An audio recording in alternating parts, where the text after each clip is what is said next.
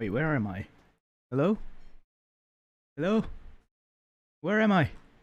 I don't see myself. Hang on, where am I? Why am I not here? No! Oh no!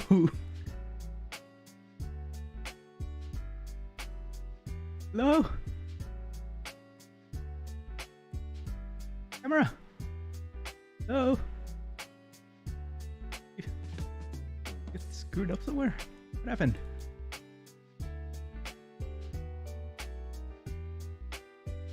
No. Oh no.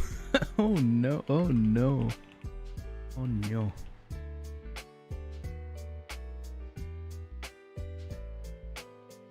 Uh-oh.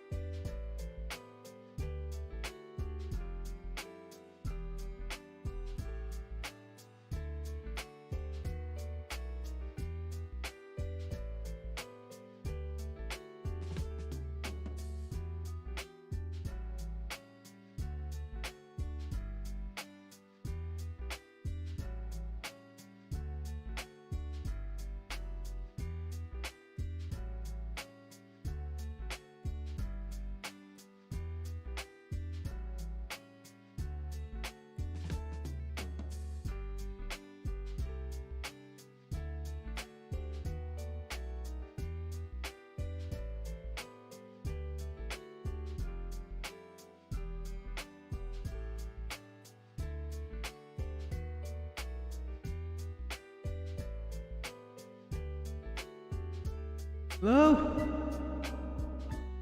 Can you hear me? Where am I?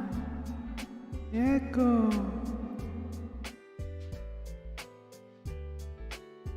Okay, now I'm back. All right, first time that ever happened. That's awesome. Great. Fantastic. Oh man. Where is the game? What game? Corpse Factory. There we go. Say something. Okay, cool. Now we got that soothing voice. Awesome. All right.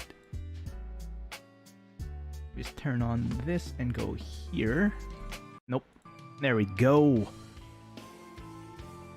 Yes, that is loud in my ear. You know what? We've played this for like roughly 4, 5, 6-ish hours. I'd say around 6-ish hours.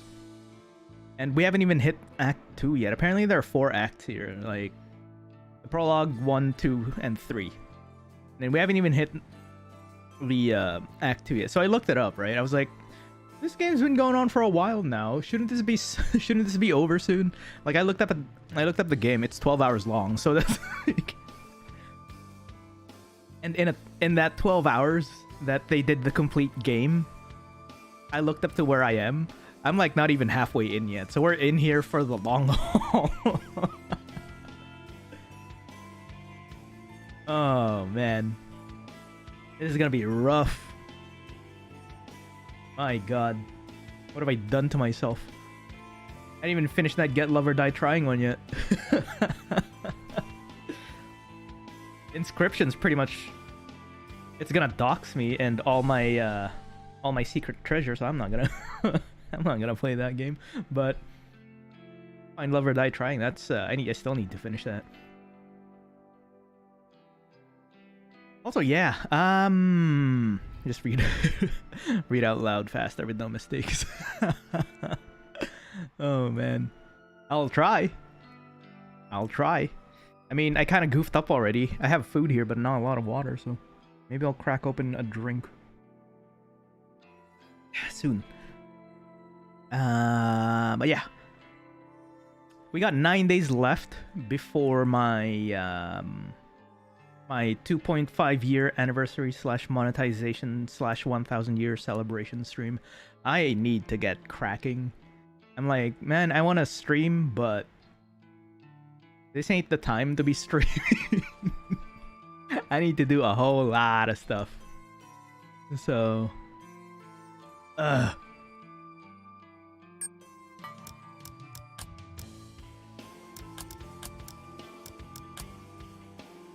I'm like, okay, fine.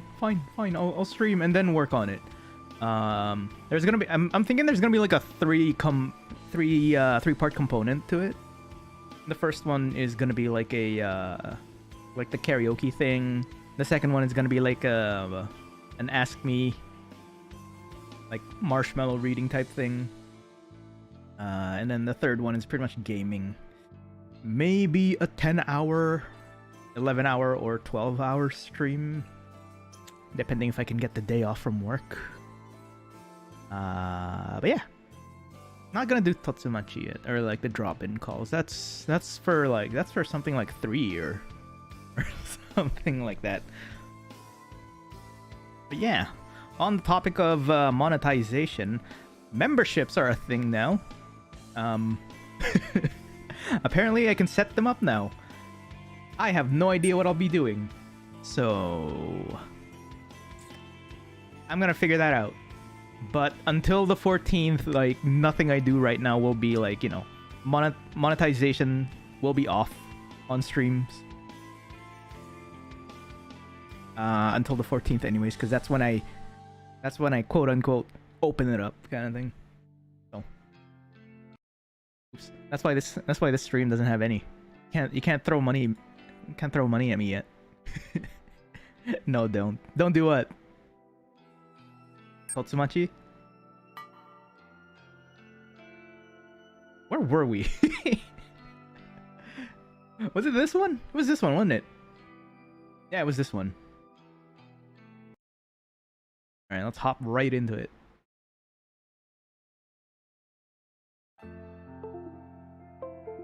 Oh. What the hell happened? What's with that look? Got something up your ass? All right, always with the jabs. Come on, just follow me.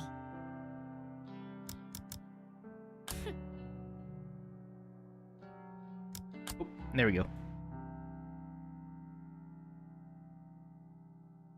How do I do the voice again? The reading.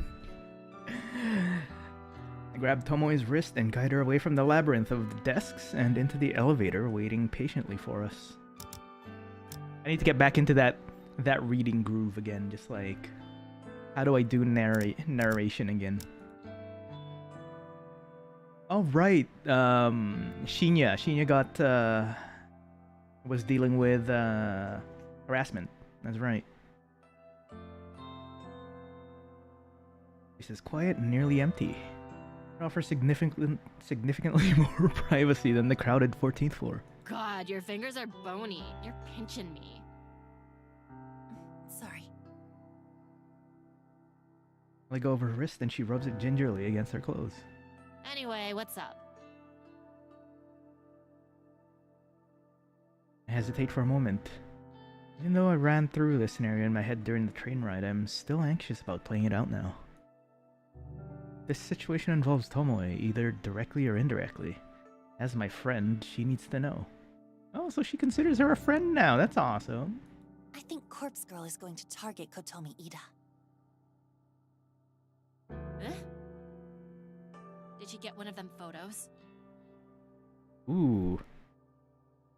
Her reaction is fairly indifferent. After being involved in Tsurumaki's death, this news would have more of an impact on her. Well, no, I don't think so, but... How do you know then? That's hard to explain. Just bear with me. Oh, one sec. There we go. Kotomi and Shinya had a falling out. Because of her, his career here is at an end. I'm sure he told you about it. Yep. That makes sense. Shinya would confide in his girlfriend about his career, but I don't know the extent of Tomoe's inside knowledge. I doubt she knows the true nature of their relationship, judging by how nonchalant her reaction has been so far. So, if you can kind of guess what I'm getting at? What? I think maybe that Shinya requested her death. Shinya? Nah, he don't have it in him. Besides, that bitch has it coming. Does she know? She does? Yep. I'm surprised you found out about it, but I plugged her photo into Corpse Girl's website yesterday. It was her. She did it. I'm stunned. I can hardly formulate a response to Tomoe's confession. Absolute skank. She deserves to die. But why? After you requested Akane Tsurumaki's death, why would you? For the views. For the Look, content. it's not about Shinya's career, alright? I spoke with him. Real deep and meaningful like. Meaningful, like. He confided in me. But since we're friends, I suppose I can share it with you. Kotomi Ida has been sexually assaulting him. Seriously? Acts like she doesn't know. I feign a surprised reaction. In reality, I'm just more taken aback that Shinya actually confessed to Tomoe. It's been going on for months, he says. And now she's fucked his career up, so he'll have no choice but to leave the company.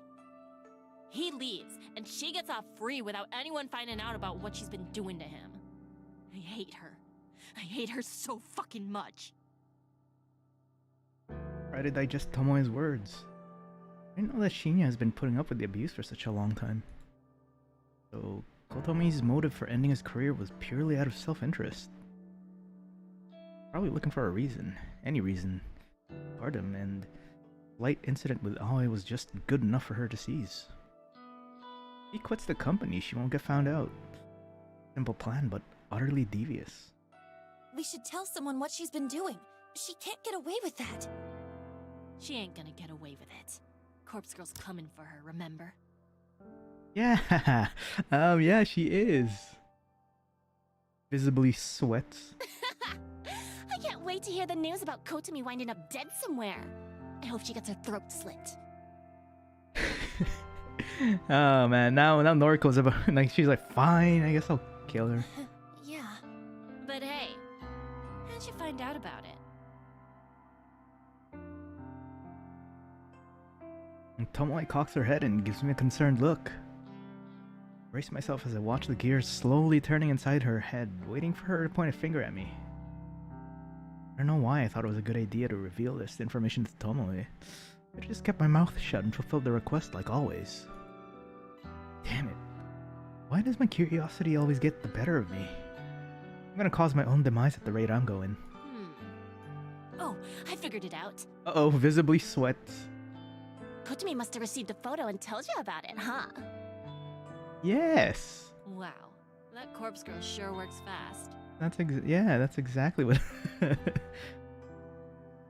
Tomoe's gleeful expression suddenly caves in and she gasps. Wait a minute. Why would she even show you something like that?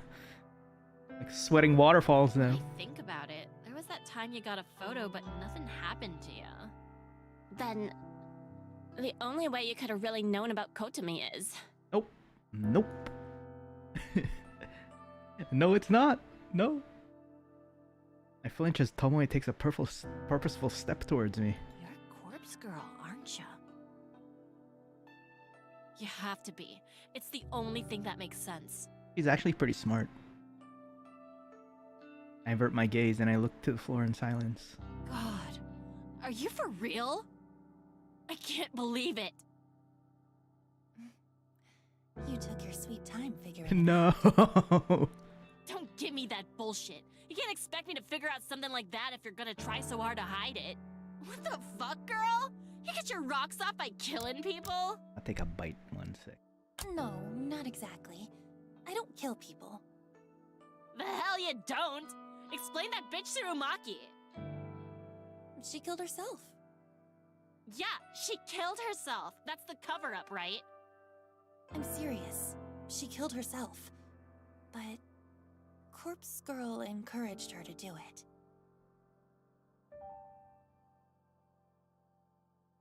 You're telling the truth. Holy shit. I can't believe this. You're really Corpse Girl?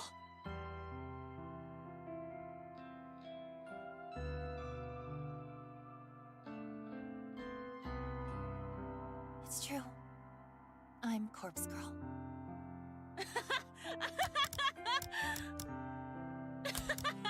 Wow, fuck me, right? All this time I've been thinking you're just some goth skank with weird hobbies. I mean, you're not wrong. But you're actually pretty fucking cool. You're actually doing something with your life. She thinks Noriko's going out and actually killing these people. I thought you'd be angry with me. Angry? Why would I be angry? God, this is the coolest thing that's Yeah, ever no, that is an happened accurate to me. assessment. Friends with fucking Corpse Girl. And people said I'd never amount to nothing. Though it took me long enough to figure it out. I ain't the sharpest light bulb in the shed. I can't argue with that.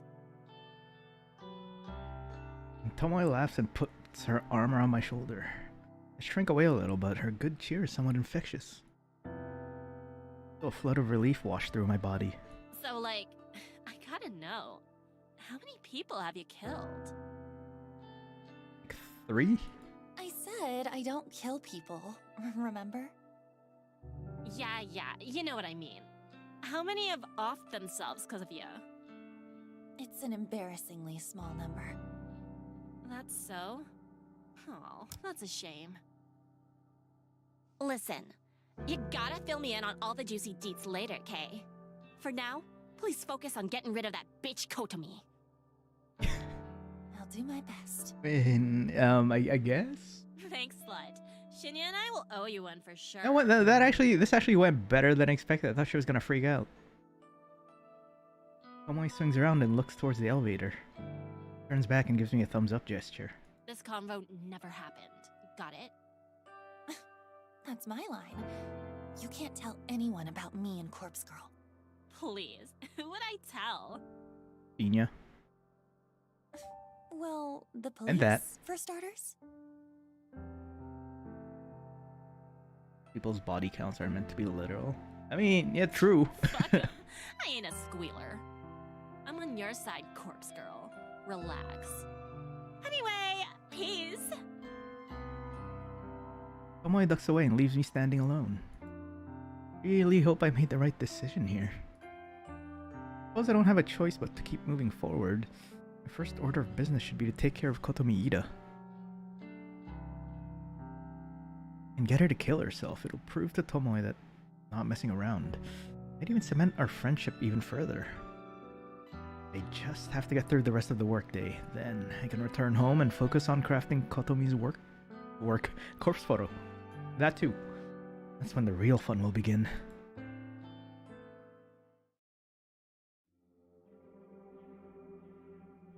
Reach into the drawer and clutch a cheap plastic burner phone between my fingers.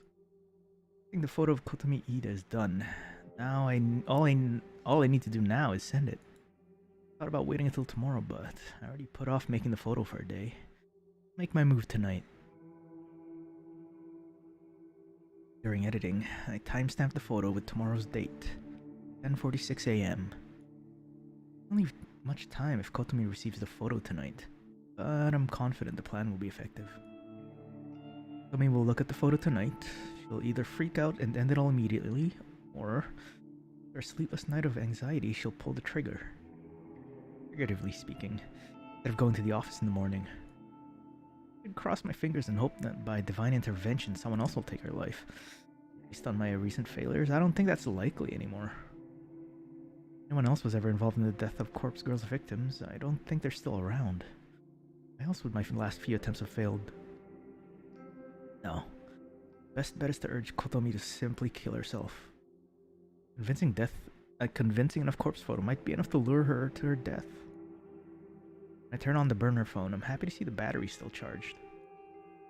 Load up the phone number masking app, enter my trademark digits, and then shoot the photo into the network. Kotomi's a screen addict like the rest of society. He'll be freaking out in about 10 seconds. This victim is gonna have a quick turnaround time. I'll take the burner phone in the back shed tonight to store it. I'll ditch it on the way to the office tomorrow. It's gonna sound weird, but like she's already broken many of the like. If someone's trying to track her down for like some kind of investigation, that break-in routine is gonna get pinged. It's like, oh, this gap is shorter than the others. Like this and that. Might get caught. Not expecting a reply within such a narrow time frame, so there's no need to hold on to the phone for 24 hours like I normally do. Taking the phone with one hand, I grab my keys from the kitchen bench with the other. Step toward the front door. The phone in my hand vibrates violently. I nearly drop it in terror. What the? Bring the screen swiftly to my face and read the alert. One new message. Without thinking, I unlock the phone and open the message. A reply from Kotomi Ida.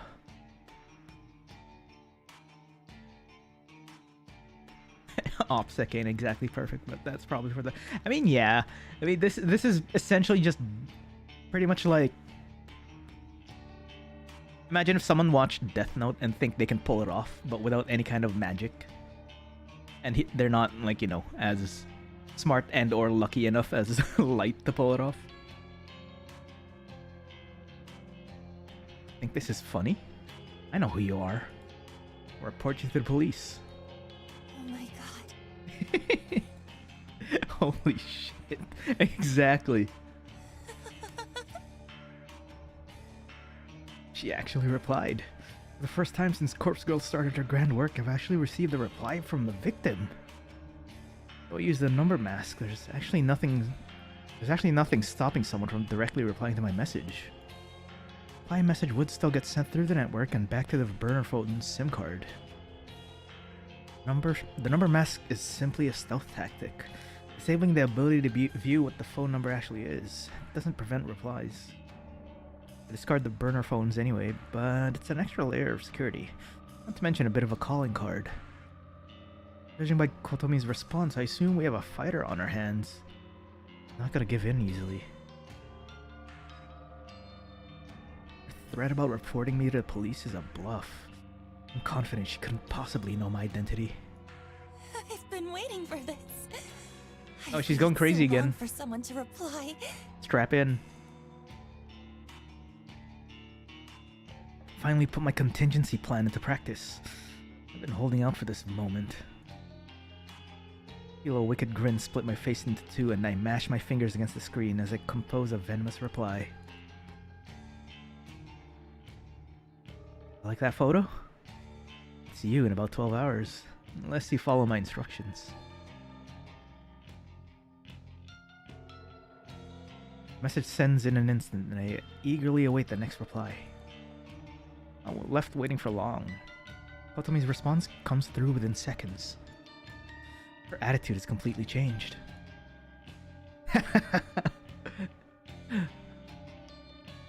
Please, I'll do anything. What do you want? I called your bluff, you piece of shit. Hell yeah. Now you'll do what I tell you to. I enter my instructions clearly and concisely.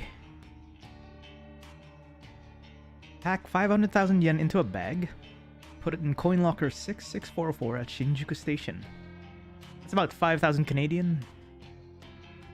Retrieve the item already inside. Put the locker key inside a full soda bottle and leave it on top of the locker. After I send the message, I decided to add one last bit. Do it now. Make sure no one sees you. Then, Go to platform 12. Do not board a train. Await my instructions. Satisfied with this addendum, I hit send. Kotomi truly fears for her well-being. She'll carry out the instructions. Her response arrives shortly. There we go. Okay, I'll do it. I'm going there now. Yes! Get your snorkel and goggles ready for the splash zone.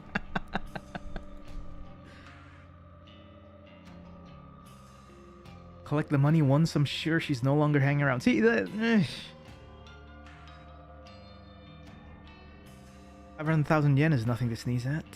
It's not life-changing, but it'll cover my rent for a good few months. $5,000?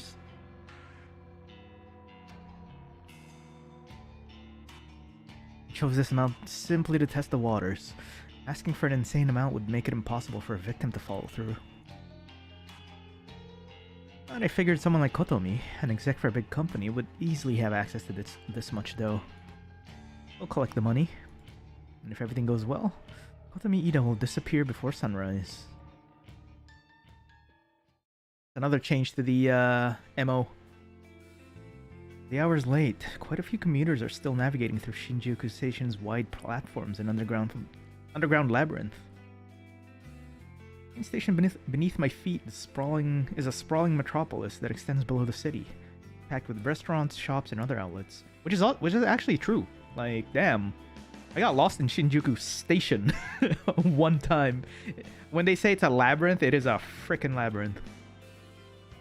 Like, the place I was staying in a hotel, right? And then I was meeting someone on the other side of the station from where I would enter.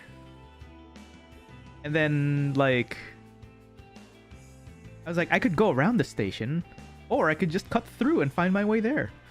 Like, it's literally just the exit of the station, and it took me 40 minutes to find my way. It was nuts. I'm just like, I was texting my friend going like, where am I? It says I'm on this hall, like this throughway. Which platform? Which exit? What? I'm lost. Then I actually had to get help from a station attendant, and I'm like, can you please tell me where this exit is? Then he's like, oh yeah, you're way far.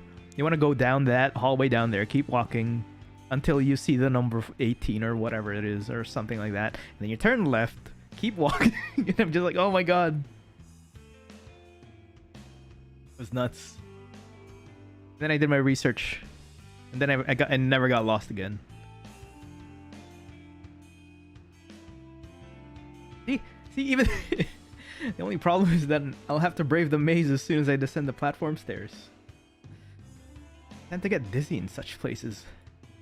Normal morning routine doesn't require me to travel through the underground plaza.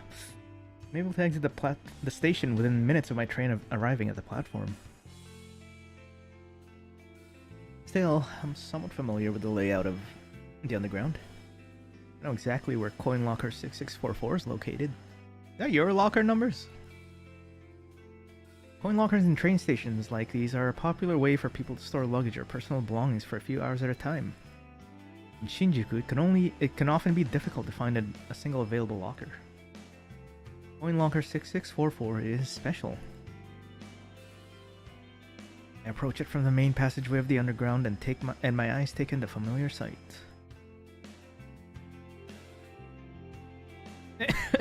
Is that why it's special? Locker 6644 sits in the middle row, nestled between countless other lockers. Across its door is a thick coat of graffiti, colorful curse words sprayed on thick paint. What's the curse word there? Graffiti is such an eyesore that it acts as a deterrent to anyone who might want to store their belongings. I don't see any curse words in here. I see tic-tac-toe. Icing on the cake is the condition of the coin-operated lock. Thing is busted and dented from physical abuse, like someone tried to pry it in with a crowbar on multiple occasions. However, I know from testing it firsthand that the lock still works, despite its battered appearance. No one in their right mind would use this locker, and that makes it the perfect spot to host my pickup. Glancing out the locker, I noticed a soda bottle sits on top of it. Glancing at the locker, I noticed that a soda bottle sits on top of it. A soda bottle full of bubbly, opaque liquid. Quickly look around to make sure that Kotomi Ida is nowhere in sight. I walk past the locker and complete a lap around the immediate area, scanning thoroughly for her. She isn't here. In fact, there are very few people in this little section of the station. Good. She followed my instructions perfectly. After leaving the key in the soda bottle, she left immediately. I wanna bet she's just like, or she or cops have like, you know, a sting-off happening and they're just hiding in the back or something. I approach the locker once more. I reach up above it and retrieve the soda bottle. Then I crack it open to hear the fizzy hiss. I bring the lip to the bottle to eye level and peer inside, trying to identify the shape of a key within the swirling ocean of carbonation. There it is. Take a try to fish inside the narrow bottle opening with my fingers. Thin though they are, I can't squeeze more than one finger inside the bottle at a time. Tip the bottle over and let the soda and the key spill out on the floor, but if someone sees me being a nuisance and causing a mess, it'll draw unwanted attention. Got no choice but to chug back some of the soda and try to catch the key in my mouth. There you go. There you go. She's taking a sip. As disgusting as the concept is, I need to steel myself. Raise the bottle to my lips, tilt my head back, and pour the foul liquid into my open mouth. Saccharine tang of artificial flavoring assaults my taste buds, and I immediately want to vomit. Yeah, that's the reason why I want to vomit now. But I'm committed to seeing this through. I can throw up later. Most important thing is getting the key. It isn't until the bottle is half empty that the cold metal key drops into my mouth. As I get my teeth and I nearly choke in surprise. Sputtering and spitting, I feel droplets of soda running down my chin. My cheeks are puffed up like a squirrel's as I try to retain the key and the soda in my mouth. Reach my fingers into pursed tight lips and recover the tiny key. Fall down the rest of the soda in my mouth, trying hard not to release a repugnant belch. I mean, yeah, that's true. It's soda. Would have been better if it was like overproof rum or something. That's how you know that shit's sterile. I turn the key over in my hand and smile. My sticky teeth adhere to my lips and it takes me a few seconds to lick them clean. Tossing the soda bottle into a nearby trash can, I wipe the key clean on my skirt and quickly insert it into the coin locker. Milk. That's when that's how you know something's gonna be growing in there. I twist the key, turn the latch, swing the locker door open. Inside the dark vault is a single bag. Simple paper pouch, like you would get at a grocery store. Pull the paper bag out and take a look inside. The thick stacks of 10,000 yen bills fill the bag. I'm not foolish enough to stand here and count it out, but I'm confident the amount is at least pretty close to what I asked. It worked. My plan worked. Hardly believe it. I devised this contingency plan months ago. I waited so long to try it out. All I needed was somebody to reply their corpse photo. Somebody to try and reject their fate. I wanted to prove that people would bow to fear and do anything to save their own skin, and it seems that I was right. Just one more thing to do.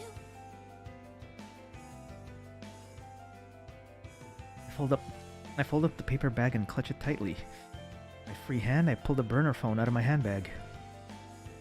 Compose a message to Kotomi Ida, who should be obediently waiting above ground on the train platform. Next train arrives on your platform. Stab the first person to disembark. Okay. If you escape, leave this prefecture and never return. It is done. When I first opened the coin locker and retrieved the paper bag, I immediately noticed the knife that I had placed inside months ago was missing. Otomi followed every word of my instructions. The message had read, pack 500,000 yen into a bag, put it in the coin locker 6644 Shinjuku Station, retrieve the item already inside.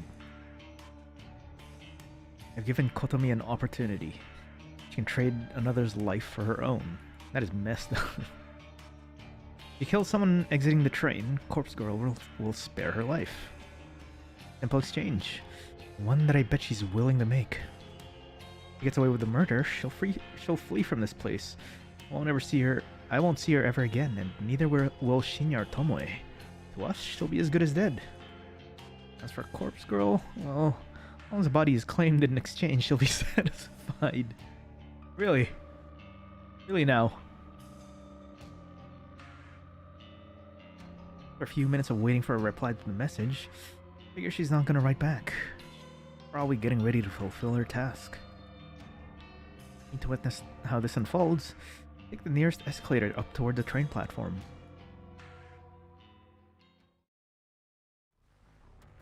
Oh boy! Oh boy, she did it! She actually did it! The mad lass! Scene is absolute chaos.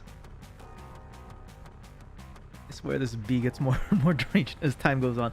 More like the deranged just happens. It wasn't difficult at all to navigate to this area. All I had to do was follow the echoing screams. Spy the shadowed form of a body lying on the platform in front of me. Can't make out any details, but a shallow pool of blood reflects the harsh lights shining up from up high. Kogu, hello! Yeah, you came at the right time. To my surprise and delight, a second body is sprawled across the ground nearby. A young woman's corpse, with one arm raised against the side of a vending machine. Adrenaline surges through me at the violent scene. Kotomi Ida. She managed to take out 2 people.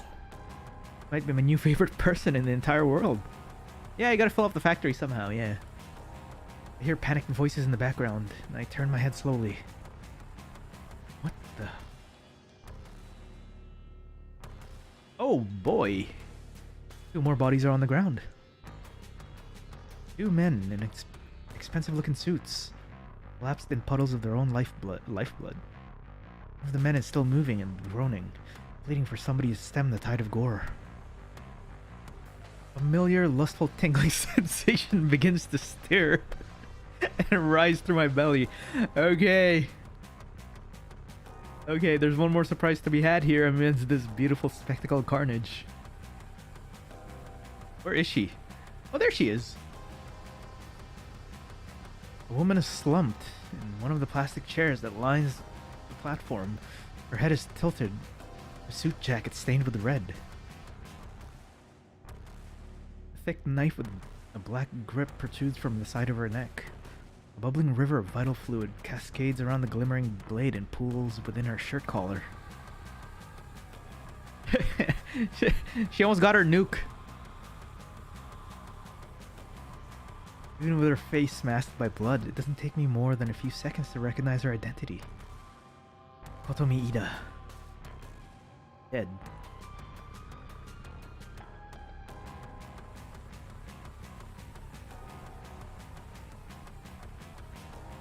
Swing around and take in the entire view of the platform, counting up the bodies in the path of slaughter. My mind pieces together a theoretical scenario. You're gonna need a few wet floor sign. Kotomi waited as the train doors opened, knife drawn. The knife she retrieved from locker 6644. When the first person stepped out of the train, she stabbed him and left him for dead. The body I first saw, laying on the edge of the platform, perfectly aligned next to the train, fits this theory. In a panic, Kotomi would have attempted to flee. She bumped into her second victim. The young woman slumped against the vending machine and cut her down desperately to make her escape. Judging by the wound on Kotomi's own body, I would assume the 2 businessmen laying face down tried to apprehend her. She must have sustained fatal wounds before finally managing to wrest the knife away and plunge it into Kotomi's neck. All just speculation, but I'm fairly confident at how this whole event played out. Probably over in less than 60 seconds. Couldn't have worked out better for me. Or dared hope that Kotomi would meet her end once this plan had been set into motion. I would have been satisfied with her simply skipping town. I feel my legs weakening under my weight, and I'm afraid I might buckle at any second. I reach for the closest wet floor sign and get prepared. The waves of radiating heat spreading through my body cause an immediate tremble and shake. There's so much blood, it's everywhere. Some seriously flowery language for how morbid this all is. Yeah. I mean, it's honestly not that bad. I say as I take a bite of food. Seen it in countless photos and I thought I'd become desensitized to it. Maybe I was wrong. Seeing blood in real life is completely different. I feel faint and pale and excited and aroused. Get help. I need to get out of here before the police arrive. More importantly, I need to get away before I collapse in a sweaty heap of lust and pleasure. Jesus. Turn on my heel and sprint down the rising escalator as fast as my quivering legs will permit. I'm gonna take a bite of food real quick. That's just...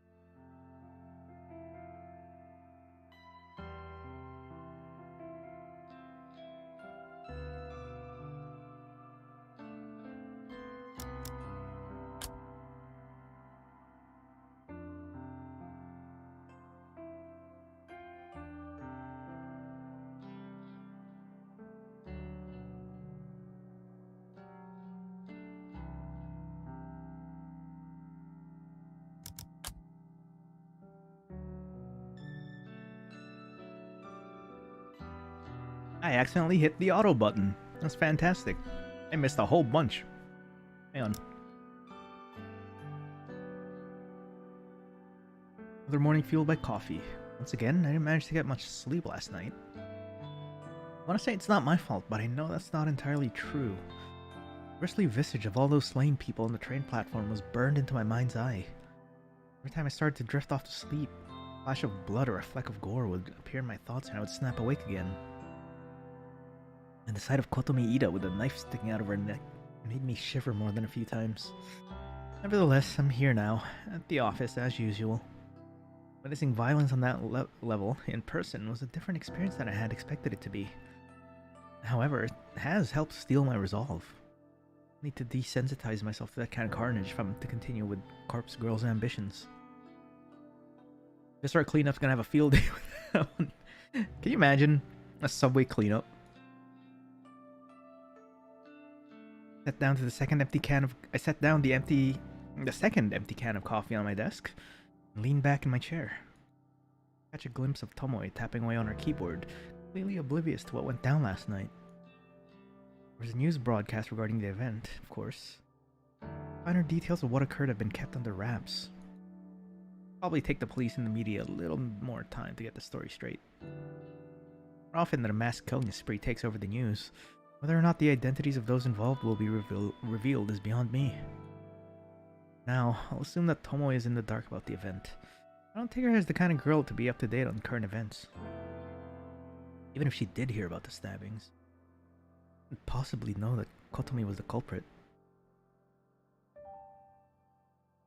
I should probably fill her in later, though. I want to know that Corpse Girl claimed her victim, even if it was in a kind of a roundabout way. Stretch my arms above my head, let out a small sigh, and proceed to crack open a third can of coffee before getting back to work.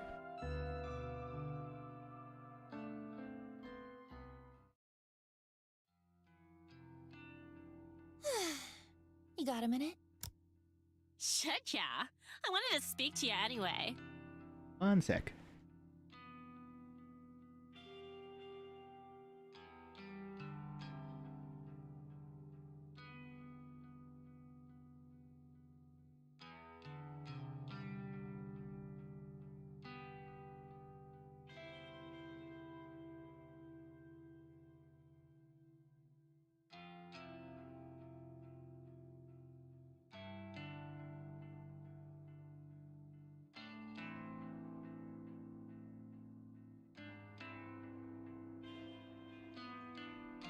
Oh, okay. Well, you go first. Her body's evolved past the need for food and just subsists on caffeine at this point. Kind of like me. Caffeine, I need that. For sure. Well, I wanted to thank you for killing Kotomi Ida. I don't know how you did it, but thanks. Huh? How did you know she died? Oh, come on. She didn't come in today, right? And there was that brutal stabbing incident over at the station last night. It don't take a genius to put 3 and 3 together. That shit went down so close to here, where we spend so much of our time. Chances were good that it affects someone we know. Shake my head at her logic. City's home to more people than you could count. I don't know how she came to the conclusion, but the fact that she's actually correct just blows my mind. Well, yeah. I guess that's it then. I'm thankful. For serious. And Corpse Girl really did me and Shinya solid. If there's ever anything you need, like, no matter how dirty, then count me in. Oh, is she gonna be another accomplice? Thanks. I'll keep that in mind. Sure. So, like, what'd you want to say to me? Oh, I was going to tell you that Kotomi is dead. Beat you to it, skank! But I got a question or two. How'd you get someone to go on a killing spree and take Kotomi out along with the others? Like, she doesn't care about the other people. Like, that's just collateral damage. I mean, it wasn't you going around stabbing people, was it? No, of course not. Oh? It kind of happened outside my control. I sent Kotomi a photo of her corpse, just like Corpse Girl's standard mode of operation. And I gave her the instructions to kill someone, if she didn't want the circumstances of the photo to come true. Holy shit. She kinda ran with it, I guess. Seems like she took out 4 people before someone fought back and stabbed her. I think I'm in love with her, to be honest. You weird slut! That's horrible! What can I say? She went above and beyond. Still, thanks. Really. Shinya will be stoked. That's okay. I'm just doing Corpse Girl's job. Where is Shinya, anyway? Oh, he was in earlier. Went home a bit early because he wasn't feeling well. Think it was just because he was dreading running into Kotomi, but... well, he'll sort himself out soon enough. You know, Noriko, you've changed a lot. I have? Toads. I mean, I know you act different around me now that we're friends, but it's more than that. You look, I don't know, kind of better? Healthy or something? She's getting her, I didn't weekly know dose of carnage. Serious, though. I don't know. Maybe I just see you different now that I know who you really are. Maybe. Anyway, I'm gonna get going. You wanna grab a bite or something? Not today, sorry. Maybe another time? Sure thing. Right. See you, skank! Tomoe slaps my shoulder affectionately and runs off towards the train station. If I remember correctly, she did say she'd be happy to help me out in the future. She's literally the opposite of healthy. It's the it's the getting on the bathroom floor thing. It's doing a number on her health. Like, you know how she's already the opposite of healthy, so doing something like that is pretty much just an extra. Like, you know, 2 negatives cancel out. And get over Tomoe's accent. Yeah, they kind of, I mean, they did a good job. Another interesting thought crosses my mind. Tomoe seemed kind of surprised I managed to manipulate Kotomi into going on a killing spree. To be honest, I'm also amazed that I managed to pull it off. Gets me thinking, would it be possible to manipulate more people in the future? After all, came out of last night's ordeal with 500,000 yen in cash and a bunch of bodies claimed in Corpse Girl's name. It's a fascinating prospect. There might be something to this. If If I can successfully pull the right strings, Corpse Girl's ultimate ambition might be fulfilled sooner than I thought. Exactly. Two negatives. Her negative health, the negative about being on the bathroom floor and just, you know, requiring a wet floor sign. Two negatives cancel it out, turns it into a positive, you know. Kind of like me and the Greek yogurt I had.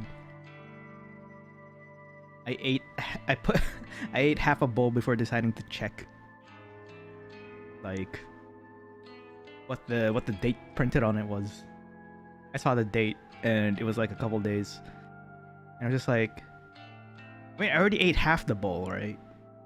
So how bad would it be to, you know, eat the rest? And so I did. And that's why last night's stream was cancelled.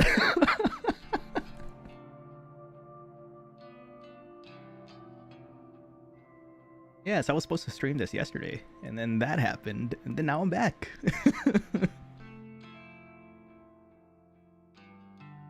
It wasn't even lactose. Nah, like, it wasn't exaggerated. It wasn't just a couple of days, let's put it that way. It wasn't just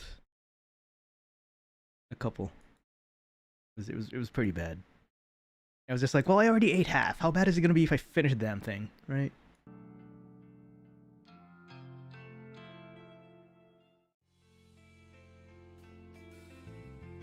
Standing on the train platform, and thankfully not the same one from last night, which has been temporarily closed, I stare into space, completely lost in thought. Really? A week past the best before date? Oh. Yeah, I don't know. I don't know. It was bad. I start to wonder how Kojiro is getting on with finding us a suitable location. I fantasize about having an abandoned warehouse or factory call our own. My phone cries out desperately for attention. I retrieve it from my handbag and glance at the screen. Kojiro is requesting a noisy voice chat. I absent-mindedly wonder if he read my mind and knew I was thinking about him as I answered the call. Hello. Want to see the place? Oh, he found one! No greeting, huh? Sauce. Hi. Want to see the place? What if I'm busy right now? Ah, Sauce. You busy? No. Right? Want to see the place? I roll my eyes and decide to just go along with it. After all, I am dying, haha! Move ahead and see what kind of location he has secured for our work. Yep. Where is it? Bad. Shin Okubo, behind K-Town. Shin Okubo. Abandoned factory. Just what you wanted. Yeah, Kojiro's awesome. That's suspiciously convenient. Why? I work in Shinjuku. It's just one station away on my train line. Okay, I'm heading there now. You in? Am I in? I'm in. How do I get to the factory from the station? Oh, shoot. No! No! Hang on! Exit the station to Okubodori, that's K-Town proper. I'll message you the full address. Just gotta head through Koreatown. Be there soon. Cool! Feel a bit nervous about going there. New place, and it's located in a town I don't normally travel to. For some reason, I feel energetic. I actually feel enthused about it. It's because I haven't been hidden away at home at all. Maybe it's because I haven't been hidden at home all day. Been at work, around other people. Perhaps that helps me acclimate to the concept of going somewhere new. Yeah, it's called having social social interaction. Healthy social interaction. The chances of someone sneaking up behind me and strangling me in broad daylight are pretty slim, I think. Put my phone away, the train pulls up to the platform. The same train that was gonna take me home will take me to Shin Okubo, the very next stop from here. A little wary of how convenient this is turning out to be. Could be Kojiro's luring me to a trap, but I don't know. I think he genuinely wants to be involved in Corpse Girl's work.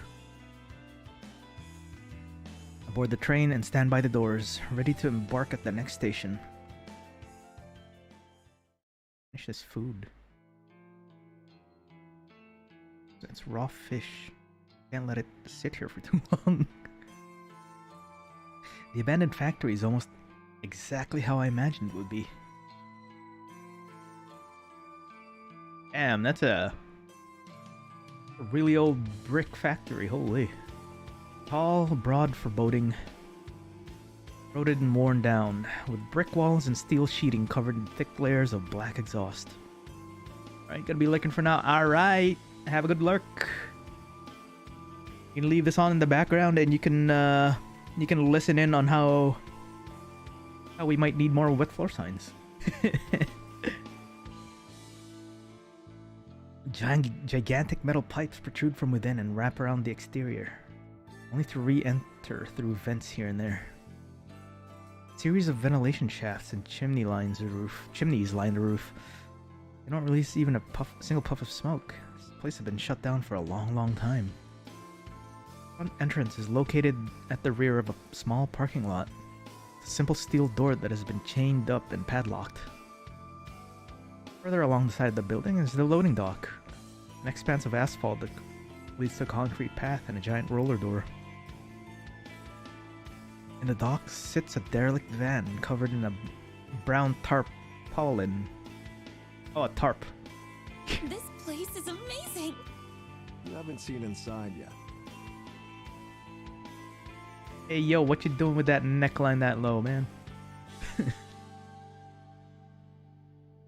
Glance toward the steel door, securely chained shut, and wonder if anyone's entered within the last decade. Kojiro's checked out the inside, then he did well covering his tracks. How do we get in? Around here. Follow his lead as he walks around toward the corner of the building. Steel railing bars our path, but he swiftly hurdles over it and continues down the side of the factory. A minute to climb down the railing, making sure not to twist an ankle as I stick the landing on the other side. Through here. Through a door, yeah. Kojiro points to an open window. Thankfully, there seems to be enough of a gap for someone as large as Kojiro to slip through. I shouldn't have an issue getting in either, despite my thin, heavy set. Slides in first, and I quickly follow. Ooh. And with that, I find myself inside the factory. Large. The place is huge. An open plan design, and it's pretty much empty. A few straight pieces of odd machinery line one wall. A small forklift, a pallet jack. A bunch of buckets and mops catch my attention. All this could be useful for a little operation. A number of iron workbenches are piled up in a stack. Look heavy and rusted, but they would probably make good tables for resting corpses on. Aside from these miscellaneous items, the factory is essentially bare. Concrete floors in bad shape, cracked and worn from probably 50 years of use. The thick brick walls are scorched in some places and dented in others. Still. It's perfect. Thanks. Figured you'd approve. How did you know about this place? Kojiro doesn't answer immediately. His eyes turn to the stupendous high ceiling with its array of glass sunlights beaming light down upon us. After a minute, he turns back to me. Dad used to work here. Oh, okay. His dad? What did he do here? Kill people? This place used to manufacture steel fencing, chain link fences, barbed wire, chicken mesh. That kind of thing. Huh, I see. A lot of that is imported now. There's still an industry here, but Dad couldn't compete. Went out of business maybe a dozen years ago. Died about a month later. He died? That's how it goes. I'm sorry. We weren't close. Well, could have been closer. So, how come no one else bought the factory? It's his. Look around. It's a dump. Who'd want it? Cost a fortune to fix. Wonder if it was waiting for us. Yeah. I wonder.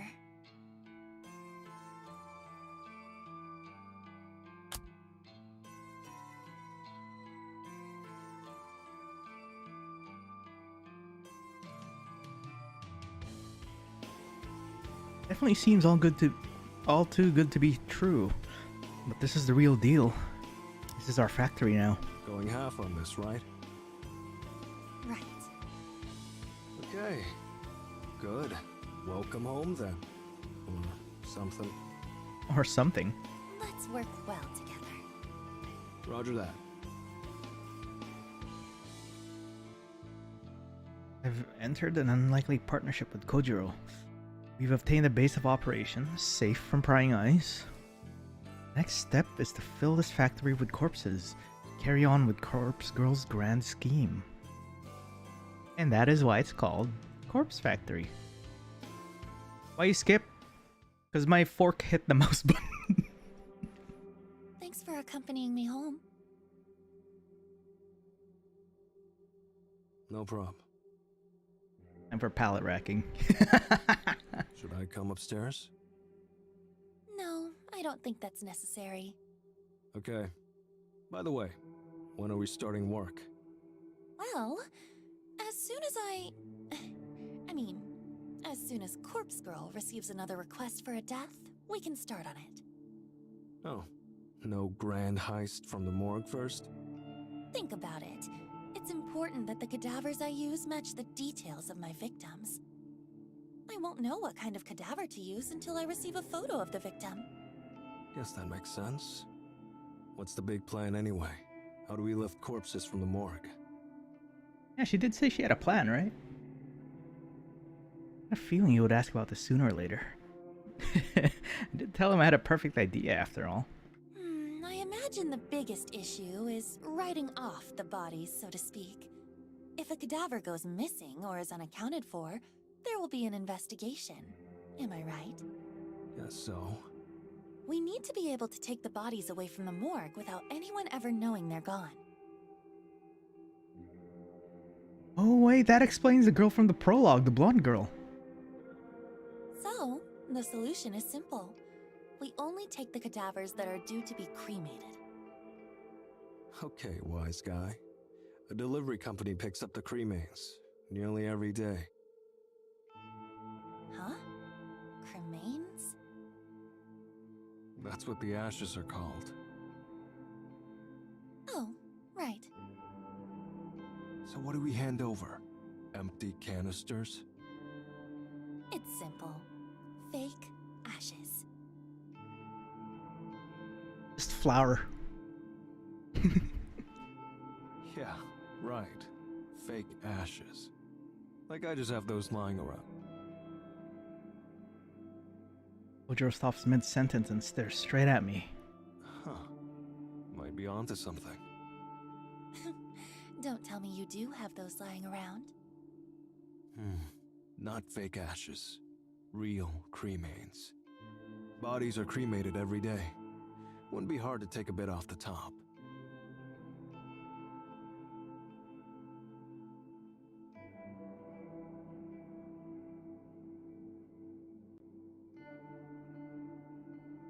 So take a bit off the top. So your cremation, the person is actually just like a mishmash of different people in one container. Wow, that is messed up. Yukihane, hello, yahoo. How you doing? Huh? Could probably get away with like a quarter. I'm confused. What are you talking about? Sauce. Every time someone gets cremated, I'll collect a quarter of the ashes. Store them, put them aside. Put in a Ziploc bag and, you know. Won't take long to fill up a whole canister. Let me see if I follow you. You gather up a little bit of ash from every cadaver that gets cremated. Whenever we want to hoist a body from the morgue, we use the previously gathered ashes to fill a canister. We slap a label on it that says, "These are the remains of so-and-so." Then we take so-and-so out of the morgue. We record that their body has been cremated, when in reality, it's been snatched from the morgue. Was this the guy that tweeted to you? Yeah, it was. I think it's just like an RP account though, which is still nice.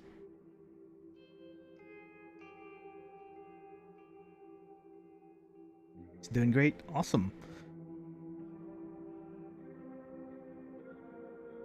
Like stealing money away, rounding fractions of a cent, but with blood. Yeah, that's pretty much it. You're taking a little bit. It's pretty much like money embezzling, but you're embezzling parts of people.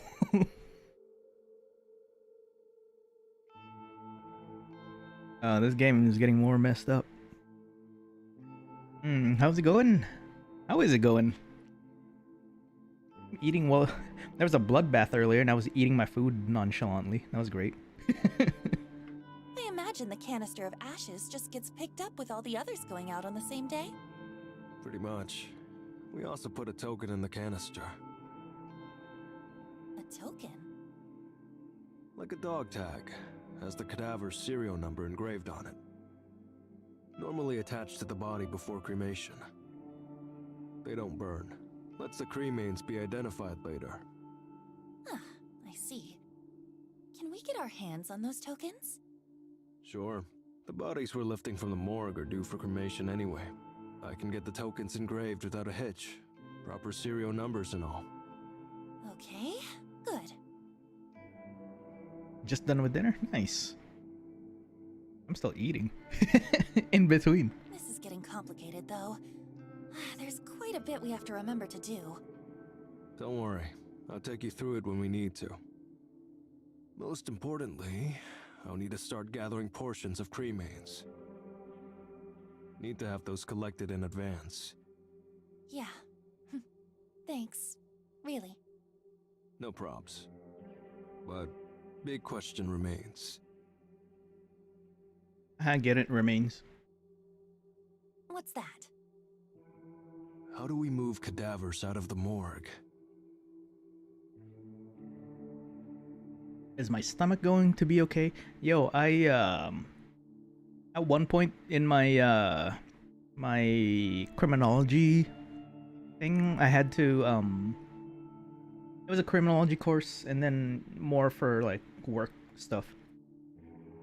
I watched a an actual autopsy. As in not a TV show, not a thing, just a literal video camera of an autopsy.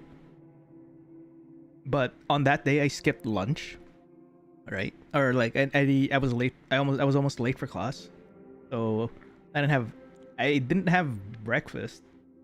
I picked up some sushi the night before, or not the night before. On my way. So basically, I ate sushi while the group was watching an autopsy video. I was just like eating. And then the instructor was like, "You eat crazy. I've never seen anyone do that. And with sushi, Jesus Christ." And I'm like, yeah, I was hungry. Ever tried lifting a stiff? Not easy. And you're no bodybuilder. No offense. It's alright. It was alright. I had no problem with that. The instructor was impressed though. Like, if you can do that, you can probably handle this job. I'm like, oh, we'll see.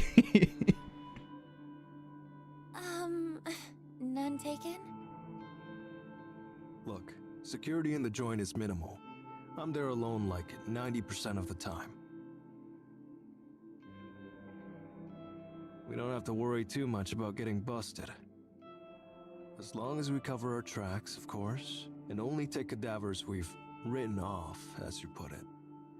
Bodies nobody will come looking for. Noriko can lift. Hang on. Are there security cameras, alarm systems? Yeah, anything The like Walking that? Dead isn't that bad. I eat dinner while watching Walking Dead too back then. Don't think so. Plenty in the hospital proper, though. That's fine. As long as the morgue is clear. Still, answer my question. How do we move the bodies? You got a hearse? A truck?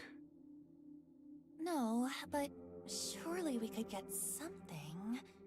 What about a small van? She said she had a grand plan. You got a license? No. Need a driver's license. And not just that, needs to be suitable for a van. A medium vehicle license, I think. Oh. I don't have a license, but surely driving a van can't be that hard, right? We could just rent a van and wing it. Uh-huh. Can't even rent one without a license. Okay then. Do you have the right license? Don't look at me. Never driven a vehicle in my life. Yeah, me neither. And that's where Tomoe comes in. Am I right? Not in America. I mean, yeah, that's true. He doesn't... Yeah, probably Tomoe. I actually wanted a hearse for my car before I bought mine. That would be interesting.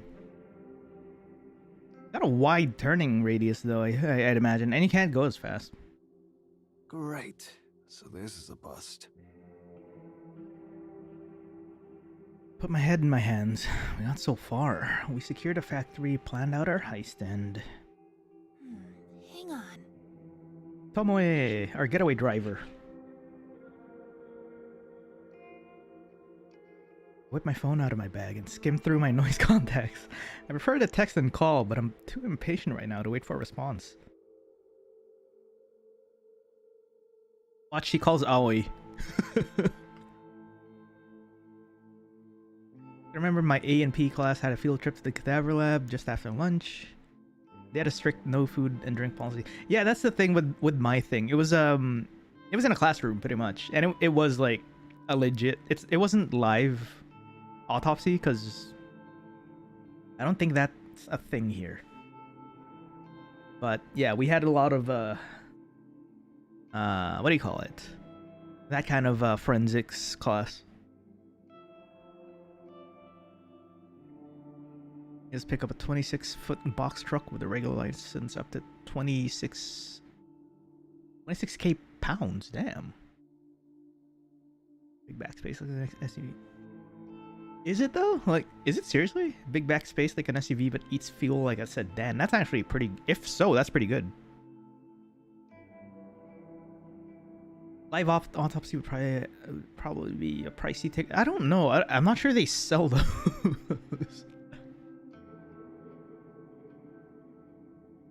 Do they sell tickets to autopsies? I don't think that's a thing. For work purposes, maybe. Like you're doing like observation, shadowing. Hey, Skank, what up? Oh, it's Tomoe. Tomoe, hey, you got a sec? Sure. Do you have a driver's license? It's turning to the A-Team Homicide Edition. Yeah, the Avengers Assemble. Yep. No car, though. Okay, what kind of vehicle is your license good for? Like cars and scooters. Not vans. I mean, I don't think so. I curse under my breath. God damn it, Tomoe. Yo, what's the problem? You need a lift or something? Not quite. I need to, pick... Oh, something big? Is that why you need a van? Yeah? I don't know if there's anything I can do about that. I can't even rent a van with my license. Shinya. We're gonna rope in Shinya for this? Yeah, I know. I shoot a deathly glance at Kojiro and he just shrugs. A look of "I told you so" on his face. I mean, if you're desperate, you could just buy a van. Huh? I see secondhand vans listed for sale all the time. Check out the noise marketplace in the classifieds pages. Interesting.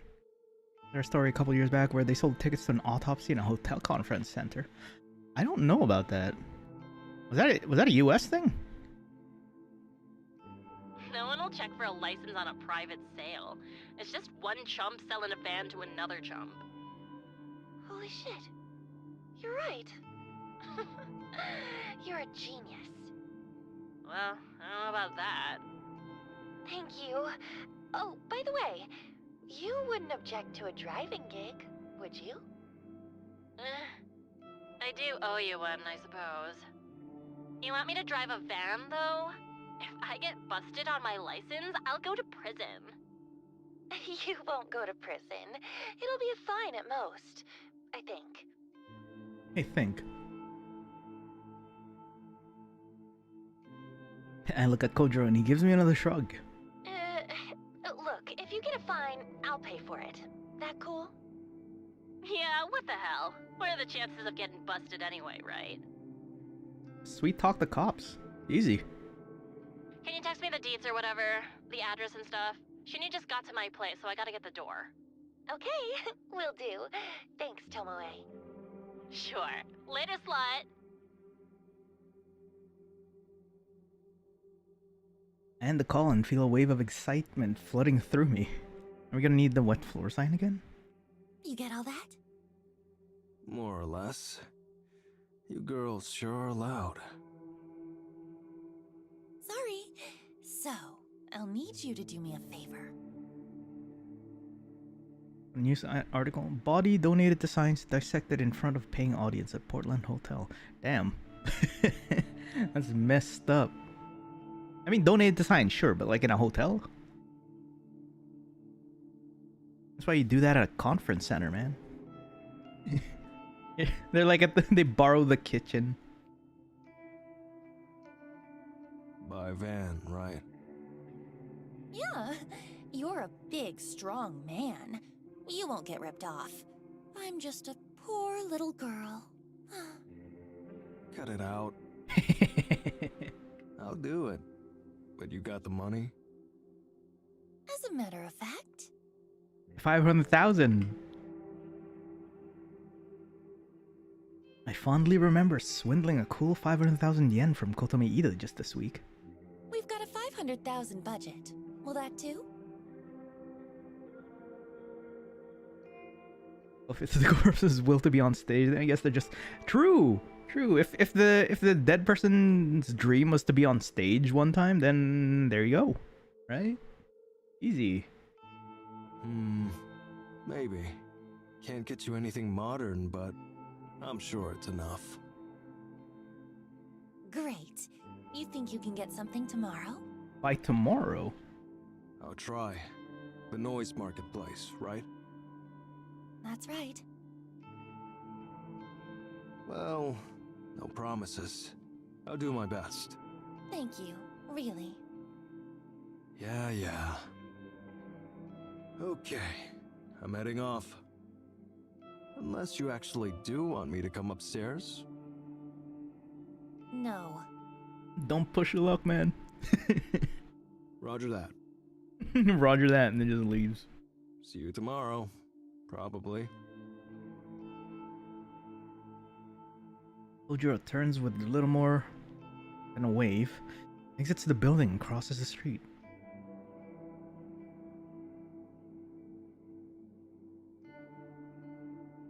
The noise marketplace actually thing. That's a social media network in universe over there. It's like Twitter or Facebook. I quickly ascend the stairs with a slight spring in my step.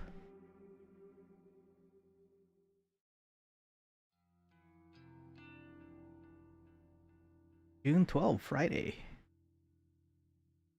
More eager than usual to get the day started. I get out of bed, I take my medication, just like usual. I've been good at keeping up with it lately, sticking to my newfound convictions. I intend to leave mine to the med students to carve up. They can have fun taking it apart if they want. Funny story, I accidentally did that. Quote unquote, accidentally. When I got my driver's license, it came with a form. Like it's a completely, like, I learned after the fact that it was an optional form, but I was just filling out forms and stuff like that, and I accidentally donated my body. for like, you know, for transplants and things like that. I mean, I don't know what they will do with my horrible liver, years of binge drinking, and all of those greasy foods that I've been eating and stuff like that. But they'll salvage something, I guess. They'll probably get something out of it. Yeah, it was an organ donor thing. I don't get a cool heart on the license like Numbers does, but yeah, it was literally an accident. Like, and then I kind of sent that out. I submitted it, and I was just like, as soon as she finished processing it, right? I was like, so that organ donor thing, was that optional? And then she goes, yeah. And then it's not like I could be like, yeah, no, never mind, take me out of that list, right? I submitted it already and be like, actually, no, I changed my mind. I want to keep my body. But yeah, and that's the story of how I accidentally donated myself for science and for organ donorship. That's something they don't collect early. I mean, if they want it in tip-top condition, they're gonna have to collect it early.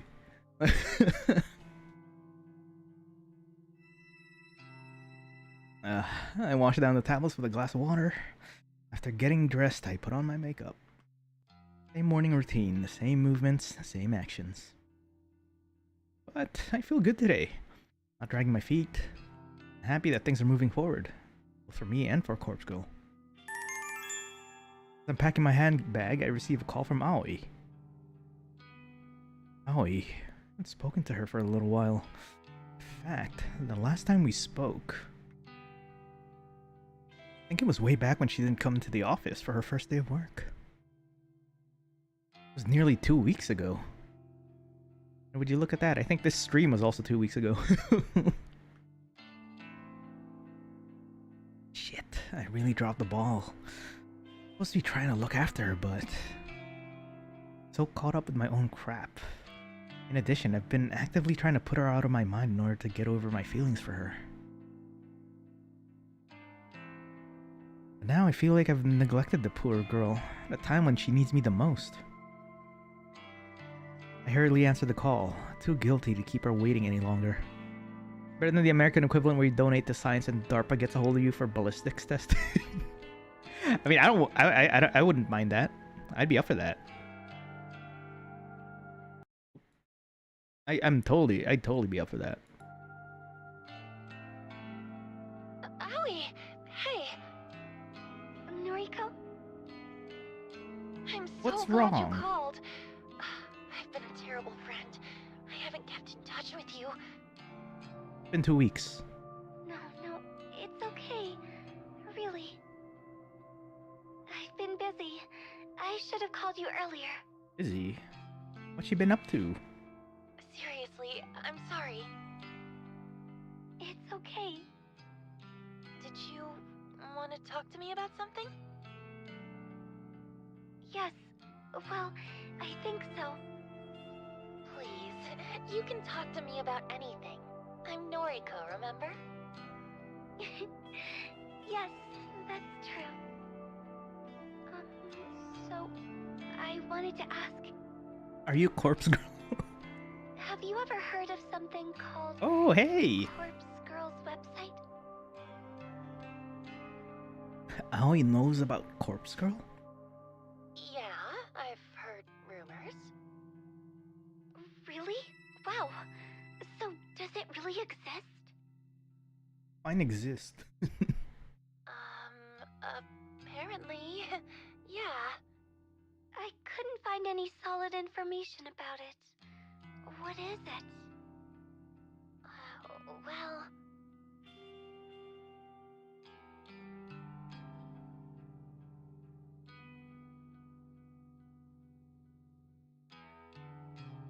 How do I explain this to her? Should I explain this to her? Always so sweet and innocent. Does she need to know about a website designed to conjure the omnipresent specter of death? It's all just hearsay. I wouldn't take it too seriously. I forgot about Aoi. They made their relationship. No. Maybe? Question mark? I don't know. Oh, but I want to know. Well, people say that you can use the site to request somebody's death. Oh yeah, that's a good point. She could have said she didn't know if she didn't want to explain. Yeah, but sorry, I don't know much about it. Requested death? But how? How does it work? I don't know. I don't run the thing. Really, I don't know. I've heard that the victim receives a photo of their own corpse. The photo is supposedly sent from the future. Whoa. Really? That sounds like something from a manga. Yeah, suppose it does. Have you ever used the website? I am the website. Of course not, silly. What kind of person do you think I am? Sorry. Why are you so excited about this anyway? Oh, no reason. I kinda just like weird stuff like this. Definitely not planning to kill someone, no. You do? Oh, I never knew that. You don't know everything about me, Miss Noriko. Even through the phone, I can sense that Aoi's in a happier mood than usual. Her cheery voice gives me a sense of nostalgia, and I think back to the time we spent together in school. Just wants a new customer, yeah. She can't outright deny it, right? Just like when people say, "Hey, do you know what a VTuber is?" They ask me that, like, "Do you know what a VTuber is?" I go, "Kind of." Yeah, how do they work? I don't know, man. Something like with motion capture, stuff like that. Do you know any VTubers? Nah, I know the big ones. You heard this guy called Kogane Ritsu? He's pretty cool. You should check him out. He's very chill. Don't go using the site, okay? It's not good to mess with crap like that. Don't worry. I wouldn't use something so scary. Gotta protect this cinnamon roll. I just heard about it and, well, I got kind of curious is all.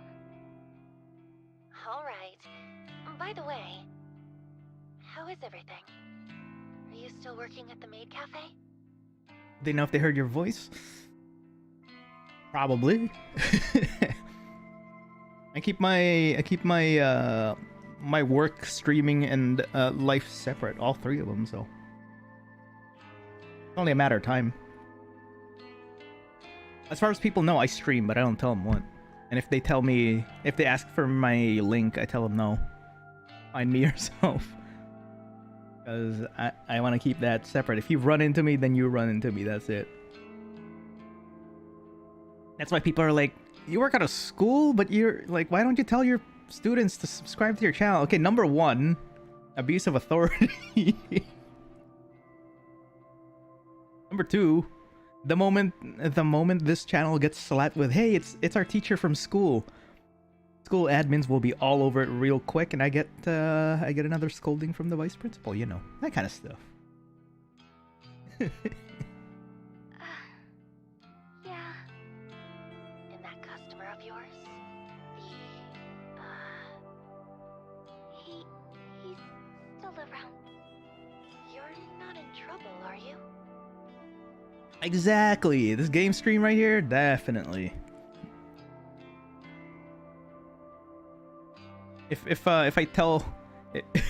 word gets out, I'm gonna be going back to the classroom with you know, everywhere filled with like wet floor signs or some shit like that. No.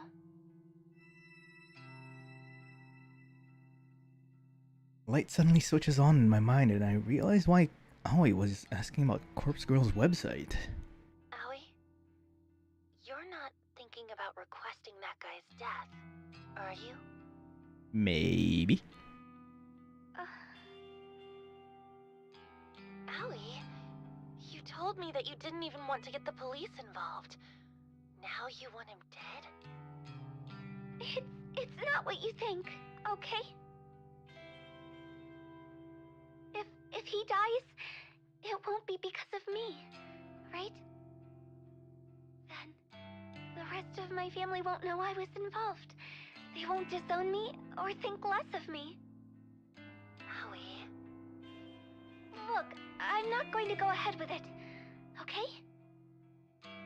Besides, you don't even believe the site works. Do it. Do it. So...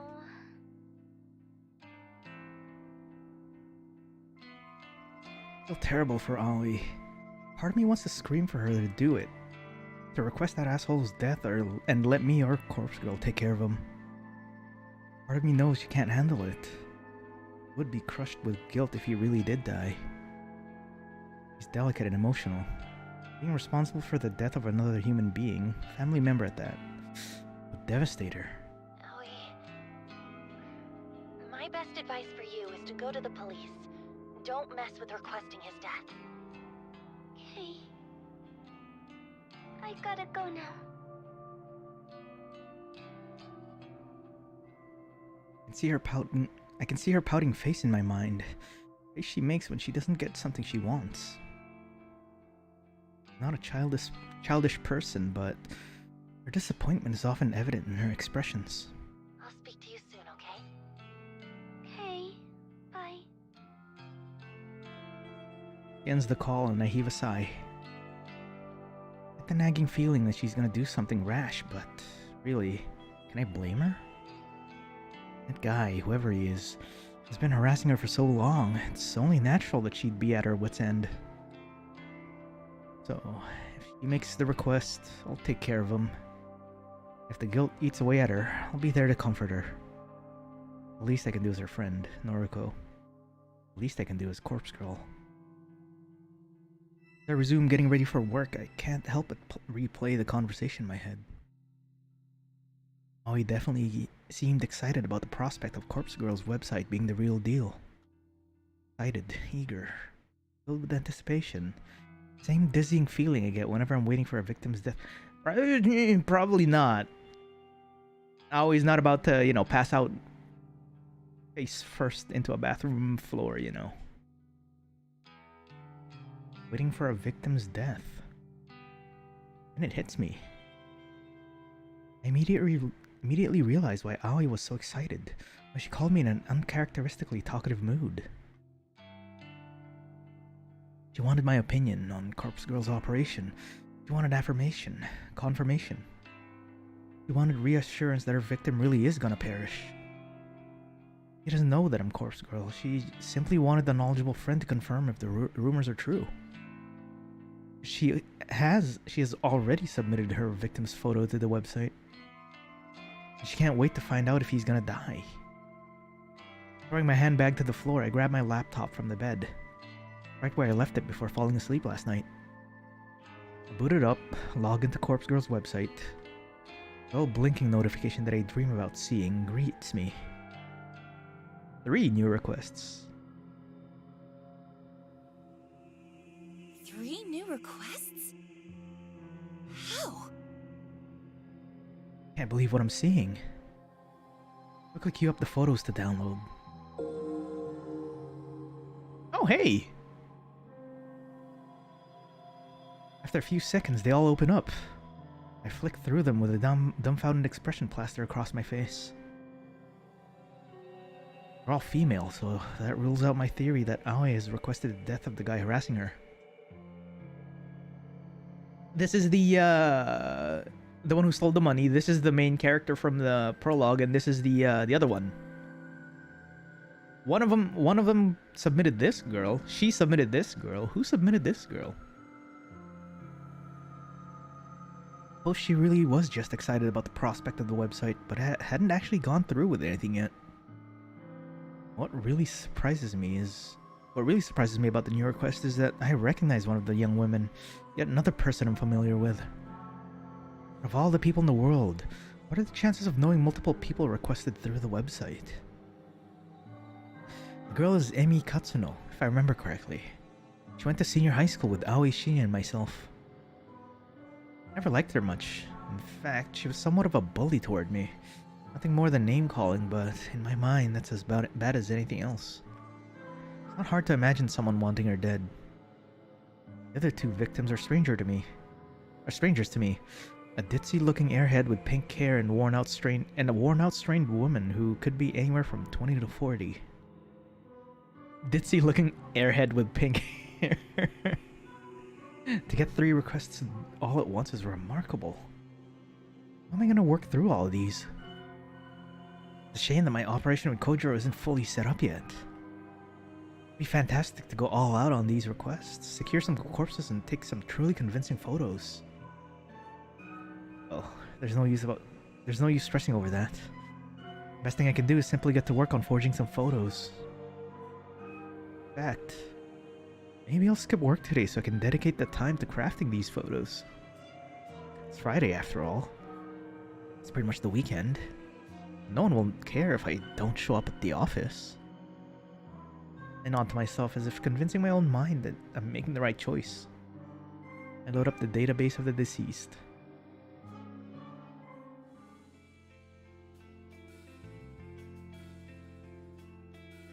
Step outside my apartment building, squinting in order to defend myself from the overwhelming rays of sunlight assaulting my eyes. As narrow as my vision is, I'm able to determine that Kojiro is nowhere to be seen. Where is he? Once again, he's making me wait. As I mumble under my breath, I hear the screeching of tires and watch in disbelief as a van pulls up outside my apartment building.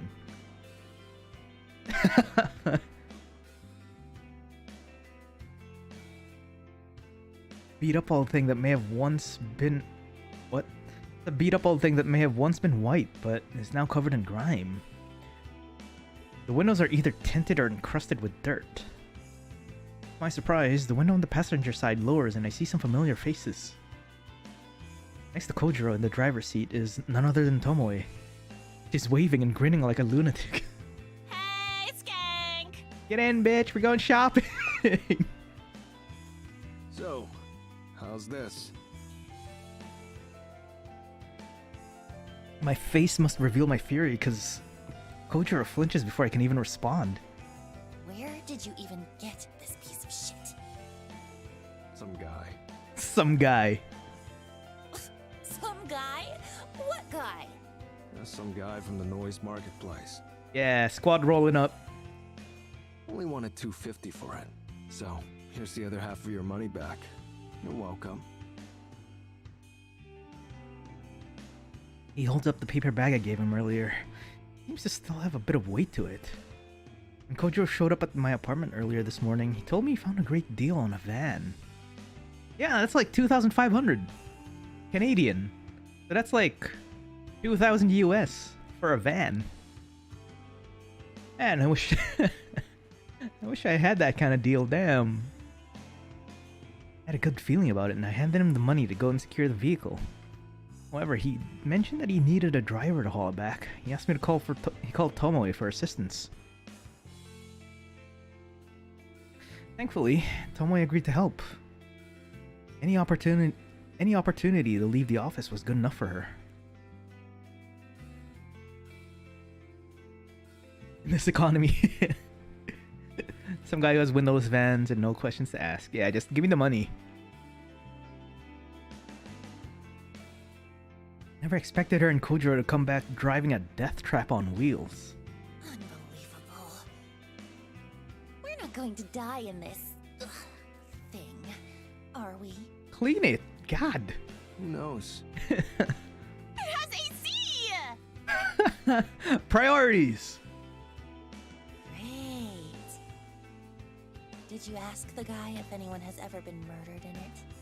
Couple. What do you care? It's gonna see a lot of corpses before we're done with it. Got a point. But I still don't feel good about it. And then Tomoe is just sitting there going, what? Corpses? We're picking up corpses in this thing. It's important. And you owe me one, remember? That shit's gross. I don't mind driving, but come on. Ugh, whatever. As long as I don't have to touch nothing. I'm doing the heavy lifting. Don't worry. Tomoe leans over Kojiro and squeezes past him awkwardly to speak to me in a hushed voice. Who is this weirdo?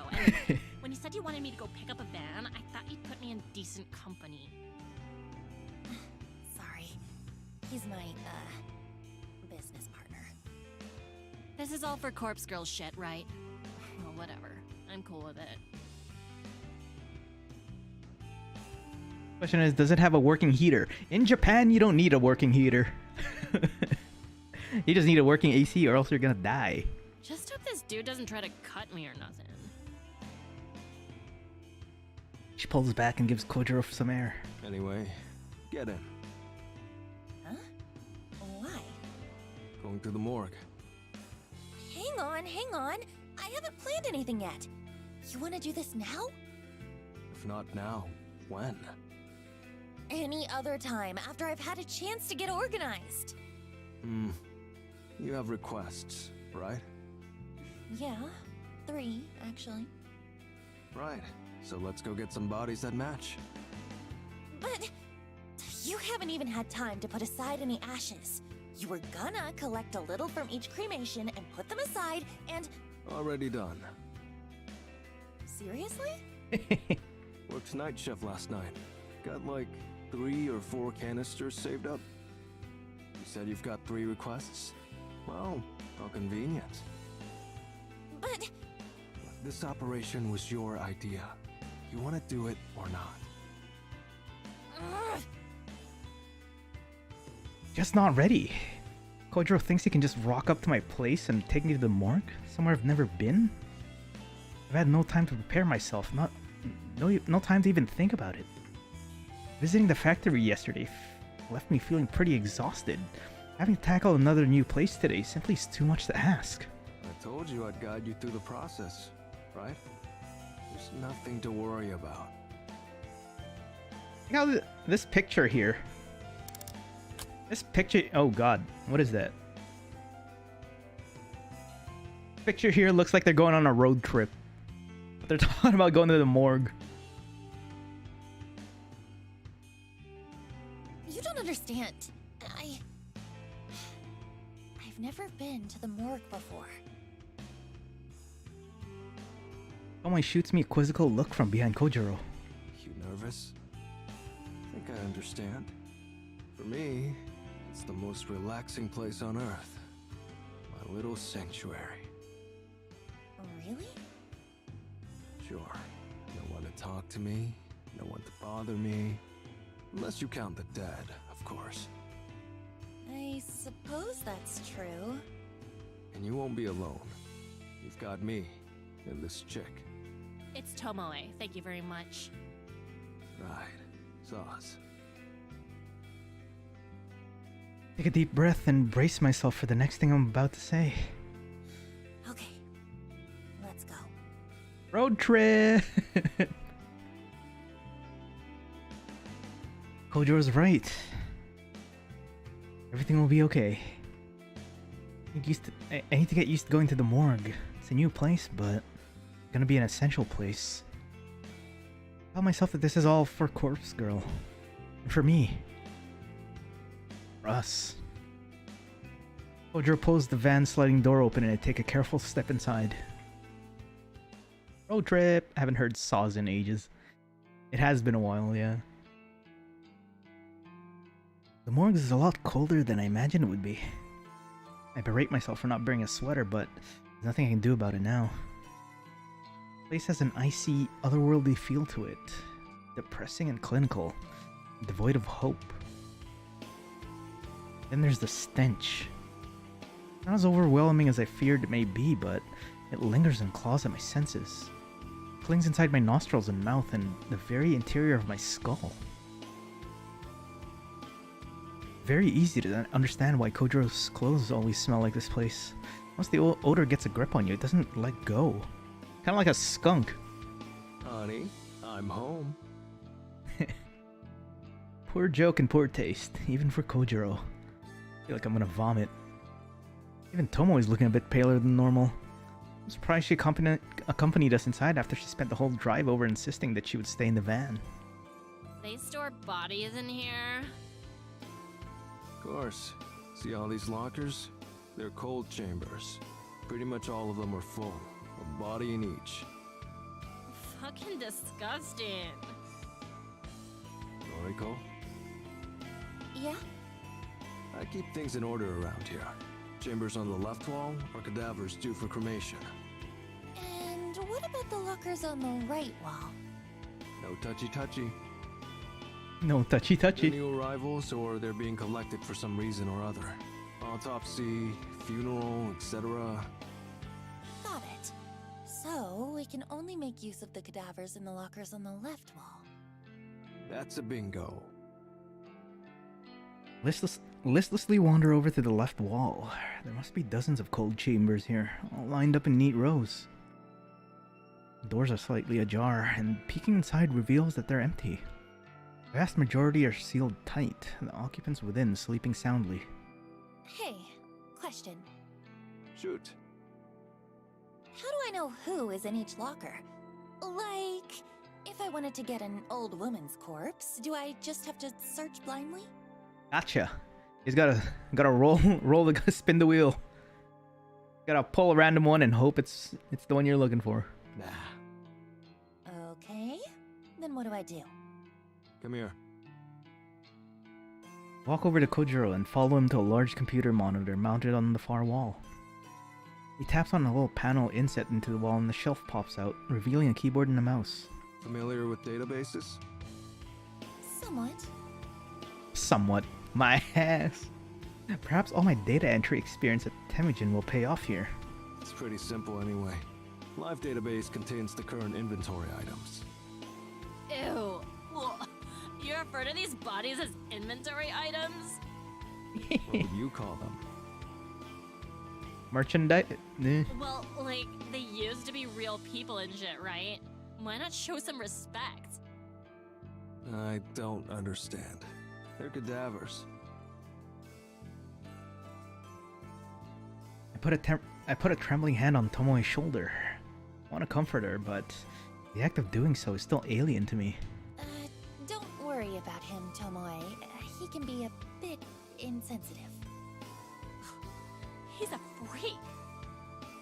Wow. Ouch.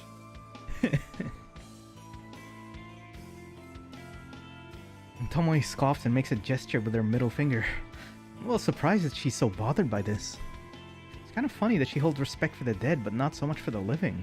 Okay, so I can search this database for bodies that match my needs.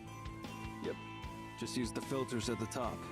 Not many categories, but it has the basics. Age range, gender, name. Not that that'll be useful to you. Actually, that's about it. It's enough. It'll save some time at the very least. Okay, so you want to hoist 3 bodies today, right? You said you have 3 requests? Yeah, but... this place is kind of overwhelming. I'm hesitant to bite off more than we can chew. What's the game plan then? How about we just take 1 body today? We'll take it back to the factory, work on it, Yeah, and merch. see how we go. Works for me. Here, use the database. Kojiro steps away from the monitor and indicates that I should use it.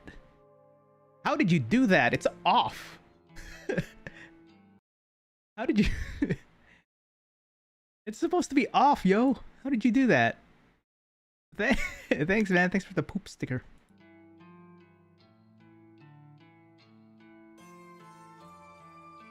There's a button?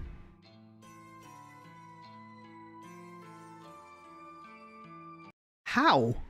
I have it turned off for this stream.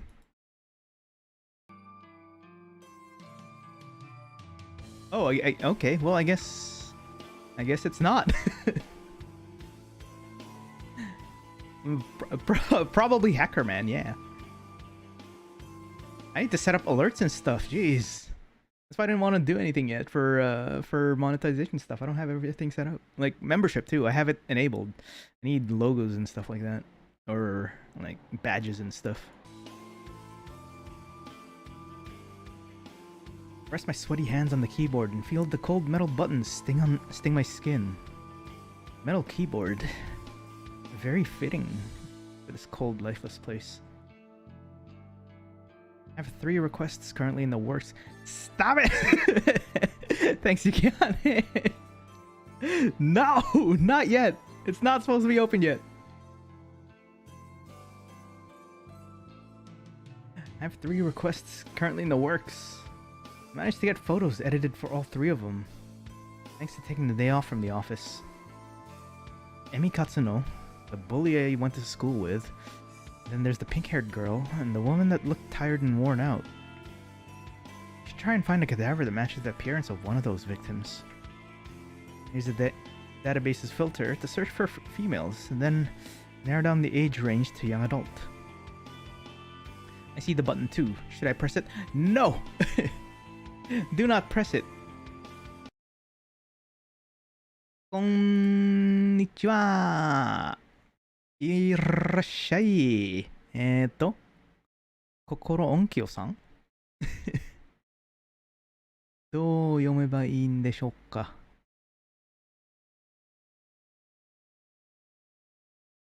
Carla, hello, welcome.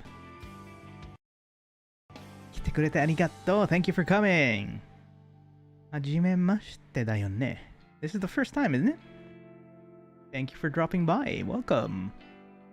僕は小金律と申します。カナダから活動している英語教師で、今、コープスファクトリーという、ホラゲアテナやってます。だいぶ英語の、ゲームはほとんど英語になってるんですけど、もしよかったらね、英語の練習として、聞き取り練習として、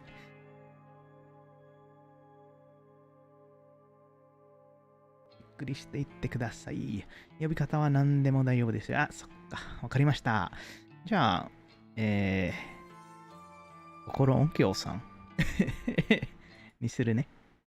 ゆうさん、what the hell, man? Yeah, Carla, welcome. My name is Kogane Ritsu. I am an English teacher slash Vtuber slash gamer from Canada. We're playing a game called Corpse Factory right now. Hope you enjoy your stay. It's gonna be pretty...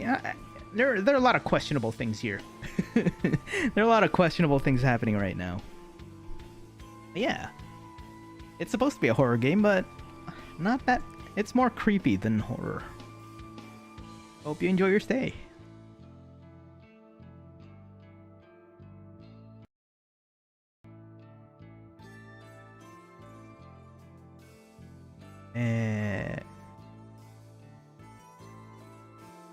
There are a lot of hits.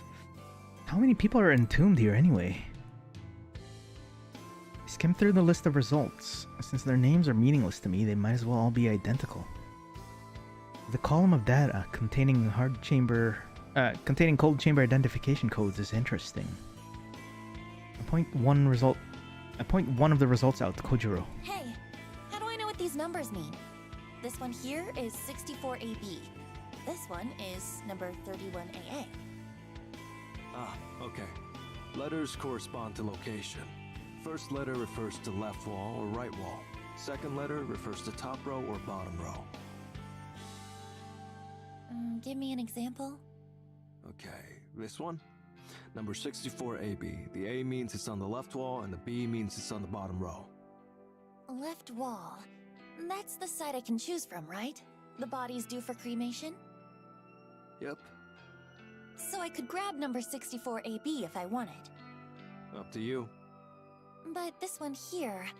Let's see... Number 98BA. Could I grab that? No. The first letter is B, so that's on the right wall. No go. Not scheduled for cremation. I think I get it. Thanks. Make a mental list of cold chambers on the left wall that fit my needs. I'm going to start cracking open some of these sarcophagi. Haha. That's a new one.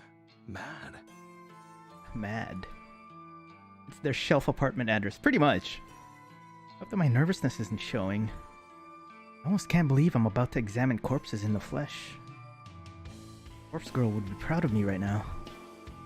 As I walk over to the left wall of the cold chambers, catch a glimpse of Tomoe. She's standing by the exit, swiping on her phone as she taps her foot. Reach the first locker I want to look at. Here we go.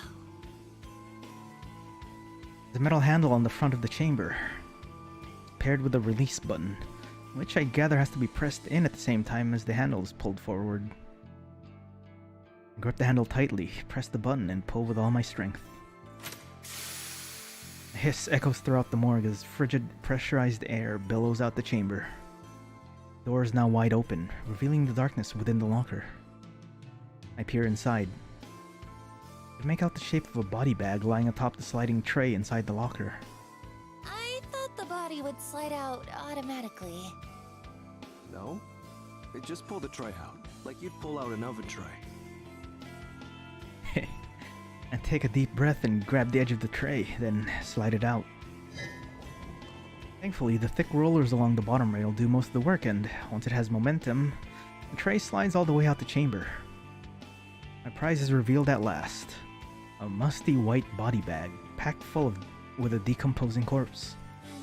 Now what? Just unzip the HRP.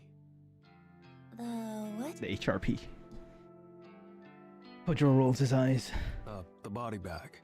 Unzip it, but cover your nose. Do as I'm told. My left hand pinches my nostrils and my right hand grips the tag attached to the bag's zipper. I tug the tag down and drag it along the length of the bag. The zip makes a familiar zzz sound, and I smell decomposing corpse and vomit. I smell the decomposing corpse and I vomit on the ground. I fall to my knees, trying to catch my vomit and hold my nose closed at the same time. Oh boy. Tears well in my eyes, and I can't help but cry as the stench strikes me across the face again and again. The river of bile and sick pouring down my clothes feels like a searing hot cattle prod against my skin. Pinching with your nose would never be enough, honestly. The sight of a corpse in the bag flickers my vision and sears itself into my retinas. Can't get it out of my head even when I close my eyes, and I can't get it out of my head, and I can't not see it anymore, and I can't help but think of my own reflection and how much I resemble Noriko and Corpse Girl, and the corpse in the bag are all mixed together in some completely fucked up hybrid of decaying flesh and bone. I think Kojiro or Tomoe or Aoi grabs my shoulders to drag me away from the body, but Aoi isn't here anyway, and the hands feel so strong and warm, not brittle and lifeless like mine. Not slender and perfect like Aoi's, but I get dragged away regardless. My eyes are watering and the fluorescent lights on the ceiling are magnified by my tears, and I want to tear my eyes out and want to get the sight of a corpse out of my mind. Jeez, she's on a breakdown. I've seen so many corpses over the last year. I've seen countless photos of bodies dismembered and asphyxiated and electrocuted and shot and maimed and drowned, and yet the decaying corpse in the body bag, or the HRP as Kojiro called it, is worse than any of them. And it's worse than anything I could have ever imagined, and it's worse than me and worse than Corpse Girl. And for a fleeting moment, I begin to question everything in the last year I'm doing it. What am I doing involving myself with dead and buried? Nim, hello! Welcome! Wait, let me just do this real quick. Bap. There you are. Welcome, welcome. Thank you for coming. We're playing a really messed up game. To put it simply. Very messed up game. Frantic screams of a girl resound in my ears and my eyes and my nostrils, and I think she's calling my name, but it doesn't sound like my name. It sounds like Noriko or something along those lines. Maybe Yuriko. Maybe she's calling out for my sister, but my sister isn't here, and Noriko isn't here, and I'm the only one here, lying on my side and on the cold tile floor covered in warm vomit and hot tears.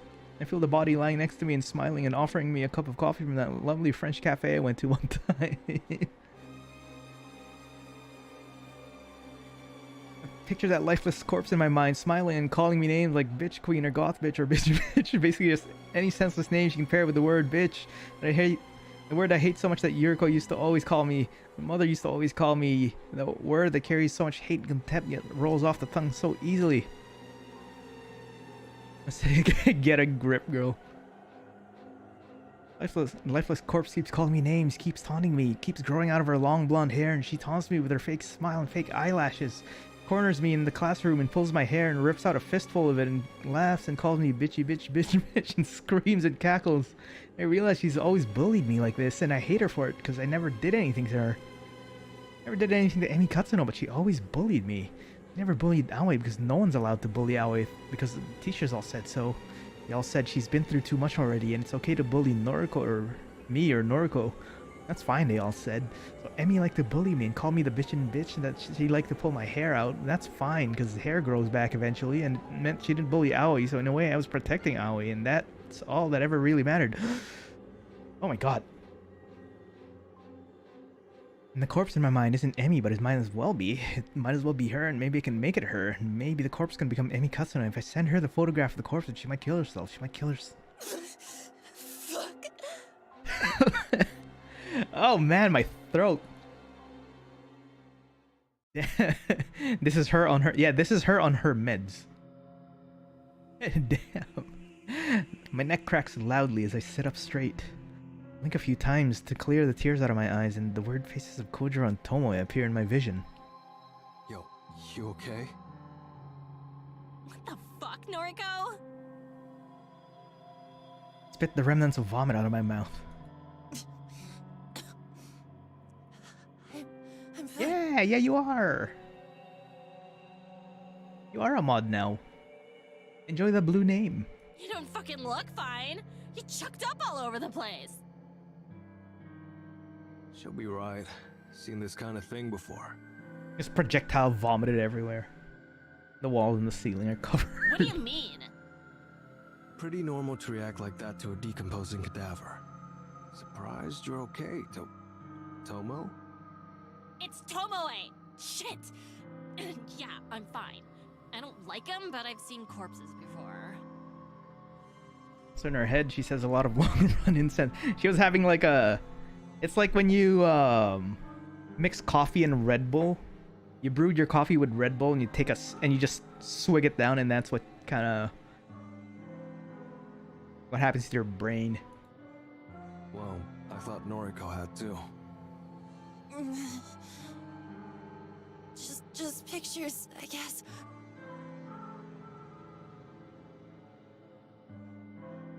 I'm not forgetting the carnage I witnessed at the train station thanks to Kotomi Ida.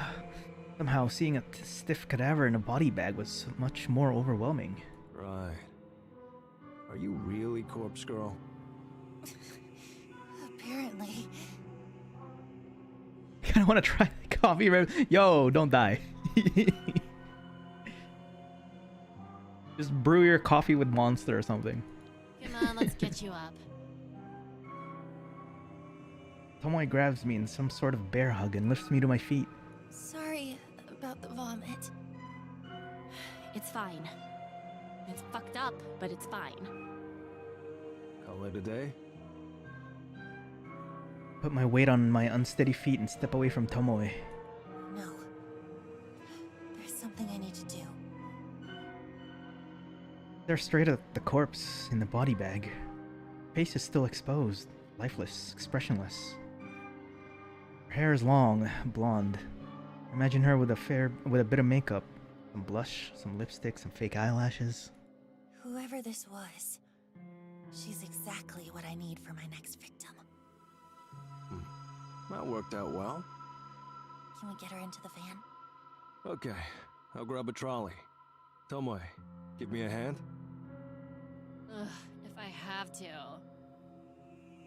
Nod and whisper a small thanks to both of them.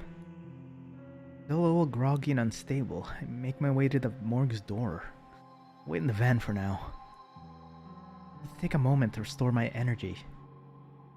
Real work will begin when we get to the factory.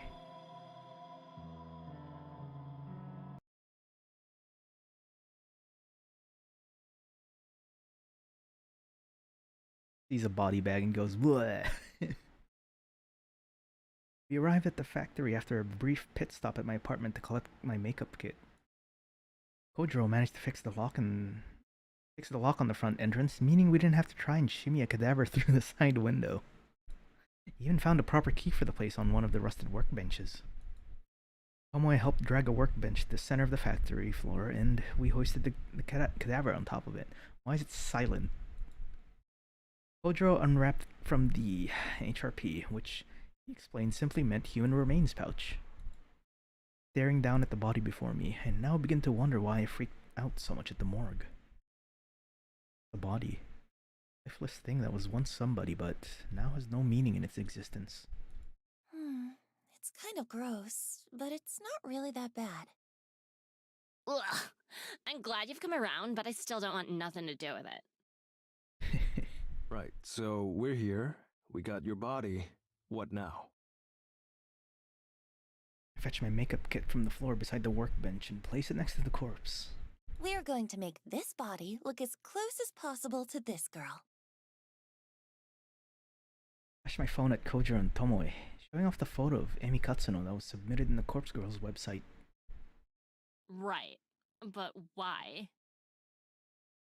Because then we can photograph it and convince the victim, Emmy, that it's her own dead body. Why? Good question. Furrow my brow.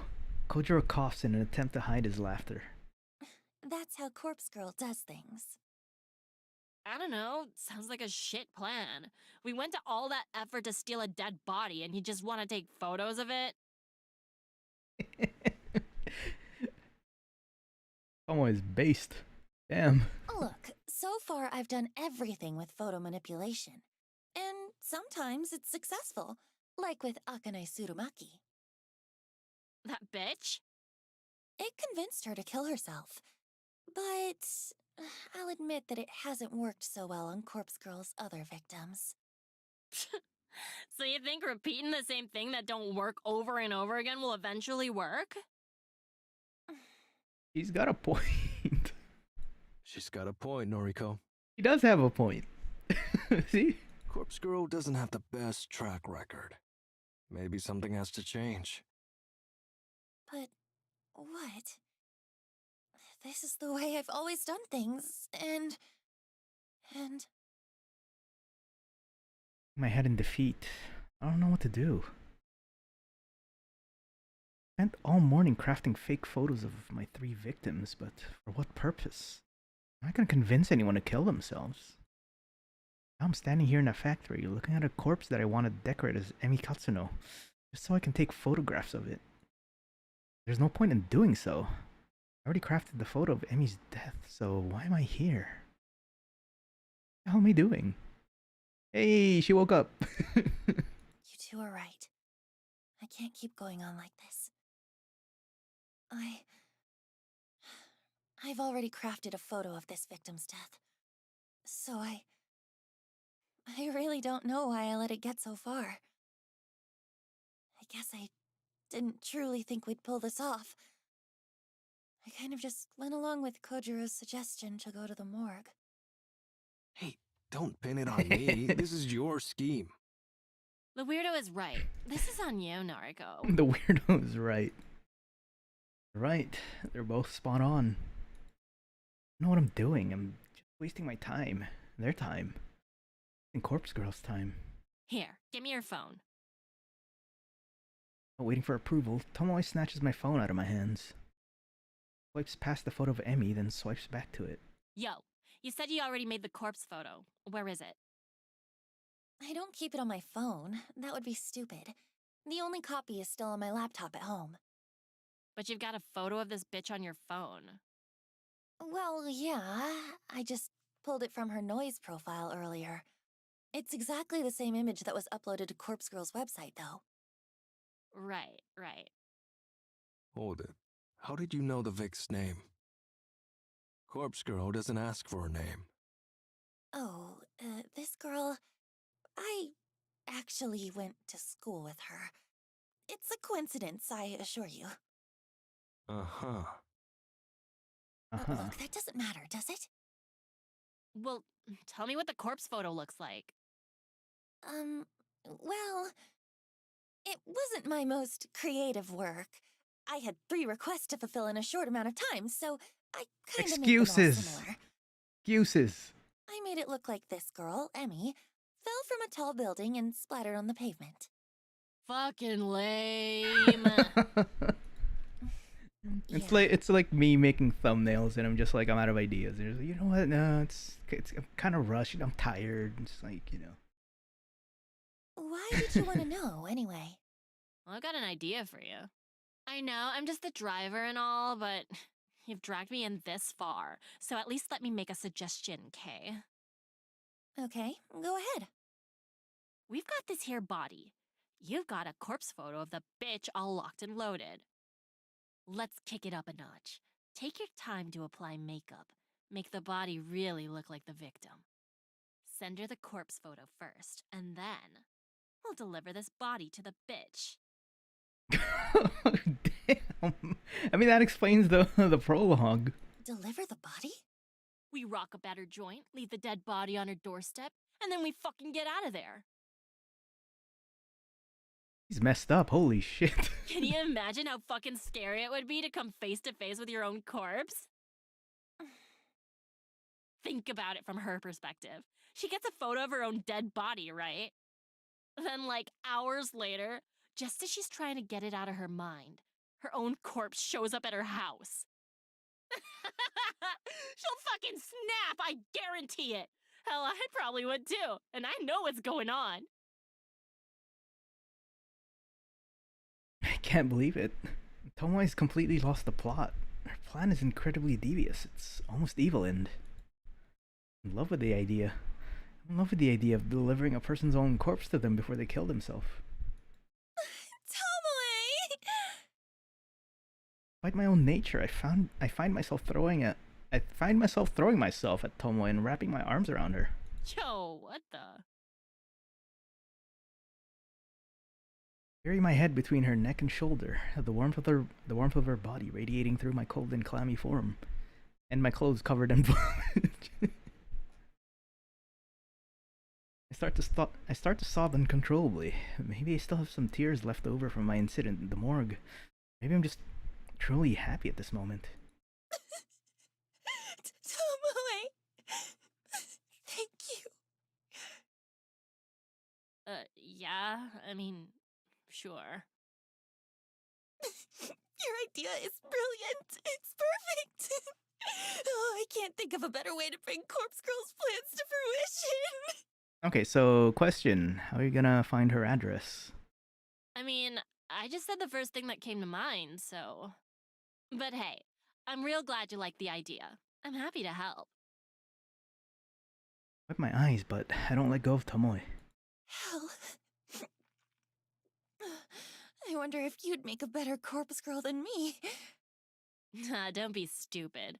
I just had one good idea is all. No, come on. It ain't like you to get all sappy. Pick yourself up, yeah? Right. In a moment.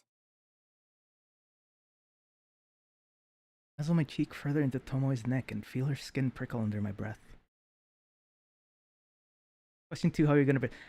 True. I didn't even think about that one. Question 1 is, okay, how do you find her address? Tenses up a little bit, but doesn't push me away. You're so warm. Oh boy. Jeez. Come on now, we've got work to do. Okay. I reluctantly step back from Tomoe and wipe my eyes. Tomoe's a little red in the face. She ruffles the collar of her shirt and fans her face. He never had a girl cling to me like that before. Better not tell Shinya in case he gets real jealous. Kojiro is silent. He seems to simply be observing the moment. What happened to the BGM, yo? Take a second to compose myself. Tomoe's right. We do have work to do. Look at the corpse atop the table, patiently waiting for us to conclude our discussion. I almost wish I was as patient as the dead. Saved for later. We starting? Yes. Let's do this. Mad. Few things to keep in mind. Putting makeup on a cadaver isn't as simple as you think. This one's already decomposing. Not all the makeup will take. Put a little extra on. Don't be stingy. It doesn't help that the body is ice cold. Now, if we had a space heater, we could warm it up. That would help the makeup stick. But it'll speed up decomposition. We can't have it decomposing any faster. It's already out of cold storage, so I imagine we don't have long as it is. Right. We're going to want to deliver it to your Vic soon, like less than 24 hours soon. That's fine. Yo, what about time in the delivery? Corpse Girl's photos have a, what's it called, a timestamp? Yeah, I timestamped the photos with a supposed time of death. I usually set it to a little after the time the victim receives the photo. Sometimes a few hours, sometimes a whole day. Uh-huh, I get it. Well, like, for best effect, we're gonna want to deliver the corpse before the time marked on the photo, right? That way, the Vic gets the photo and the corpse before the set time. Creates a kind of ticking time bomb. Should convince him to off himself before time's up. That makes sense. I think that's the best way to do it. Yeah, so, what time did you write on this Emmy chick's corpse photo? Scratch my head and I try to think about it. I recall since I created 3 different photos at the same time. Pretty confident I lined them all up one after another. An hour gap between each one. 7:28 a.m. tomorrow. We gotta deliver the corpse before then, huh? Too early. Usually asleep. Well, you're gonna have to get your ass up early for Noriko. For Corpse Girl. Kojiro groans, but he doesn't object further. So, I'll send the photo out when I get home tonight. Emmy will receive it before she goes to bed for the night. It should shake her a little. Then, in the morning, she'll wake up to her doorbell ringing and a corpse left on her doorstep. That should be enough to do the trick. Think you're both forgetting something. Where are we delivering the corpse? Boom! There it is. Are you dense? We're delivering it to this Emmy bitch's home. Sure, of course. But where does she live? Got her address? Oh, Ah, shit. Called it. Hole in the plan. A massive flaw that we completely overlooked. Stunned silence is the only answer Kojiro needs. This whole thing is a bust. Kinda disappointed in you, Noriko. Thought Corpse Girl was some mastermind, some genius worth worshipping. I don't have a response to that comment. Bile begins to rise in my throat as a pit opens up inside my stomach. Turns out everything so far has been sheer luck. Well, I'm out. Use the factory if you want, but I'm not sticking around. Kojiro waves half-heartedly and walks away. Can't say anything to stop him. Thoughts are frozen, locked in place, chained down by humiliation and anxiety. Hold up just one fucking second. Of course, Tomoe never fails to grab somebody's attention. Kojiro turns back. We're just getting started here. Of course there's gonna be hiccups. We'll iron out all the details as we go. Don't just abandon Noriko like that. Corpse Girl has done more for me than you'll ever know. That's so? Yeah, it is. So I'm gonna stand by her side. If you're a coward, feel free to bow out now. But if Noriko means anything to you, anything at all, then just swallow your fucking doubts and help her out. Damn, she ride together, die together kind of. Never thought she'd be the one to make a rousing speech. Short and simple though it was. Right. Suppose we did make a deal after all? Though, nothing really stopping me from taking cadavers from the morgue whenever I want now. Still, I guess I'll help you out. But if this keeps going astray, I really will walk away. Fine, but follow through on this one victim at least. Managed to gather up enough strength to make a simple plea. please. I can't do this without you. Okay. Find Emmy's address. If Tomoe drives, I'll handle moving the corpse in the morning. I nod firmly. Okay, I'll work it out. Thank you, Kojiro. Kojiro waves once again and takes his leave. The heavy steel door at the front of the factory slams shut behind him. Phew. I'm starting to get... Yeah, I need a drink. Okay, got any ideas? Maybe one. Can you call Shinya? Ask him if he remembers Emi Katsuno from school. And Wow, just see if literally- he knows where she lives. Shinya? Oh yeah. He said once that you went to school together. Guess he might know Emmy too, huh? Isn't he gonna ask questions like... Why are you asking me about that girl that you don't know? My thoughts exactly. I'm going to make a call as well. Quickly make a call to Aoi. Phone is ringing. I look up at the skylight above. Sun's nearly disappeared from the sky and we're running out of light. If there was electricity connected here, we wouldn't have a problem, but if it gets much darker than this, we're gonna struggle to apply makeup to the cadaver. Noriko? Hey, me again. Feels like we just spoke this morning, hey? It was this morning. Yeah. Listen, just a quick question.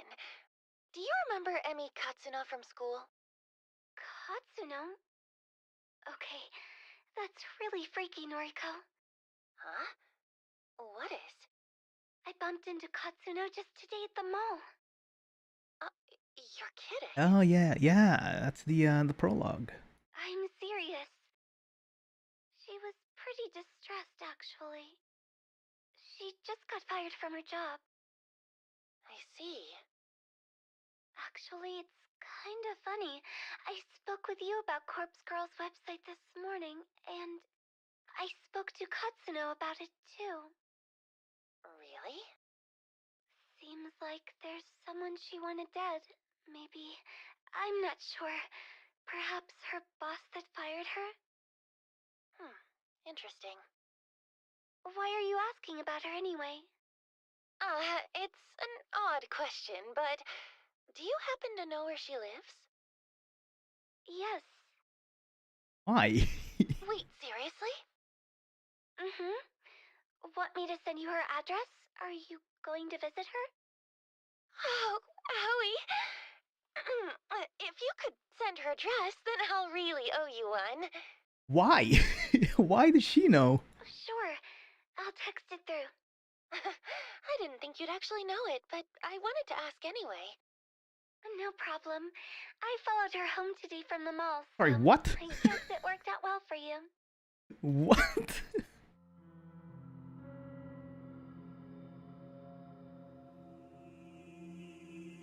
Aoi followed Emmy home from the mall? Like, she stalked her? I'm gonna need to play the prologue again, because that... What did you say? Oh, I followed Emmy home today. I got on the train carriage behind hers. Well, don't worry. She didn't see me. Howie? What are you talking about? Well, I wanted to find out if she was going to use Corpse Girl's website. Since I recommended it to her and all. I don't know what to say. Hey, I'm still at work, okay? I shouldn't really be talking on the phone. We'll chat later. Bye-bye. Howie, wait! Don't hang up. Phone call ends abruptly. Baffled by the fact that Aoi followed Emmy home, I can't quite figure out what must have been going through her head at the time. Right now, I don't have time to worry about it. I need to finish up here at the factory. Notice that I have an unread message on my phone. I open it up to find Aoi has sent me Emmy's full address. Well, at least I got the address. You got it? Nice. Shinya barely remembered the chick apparently, so it wasn't really helpful, sorry. No trouble. We got what we needed. It's getting dark. Help me put some makeup on the corpse. Okay, show me that photo of Emmy again. We'd better do this properly. Right. Here. Just a stroke of luck. Just so happened to follow her home.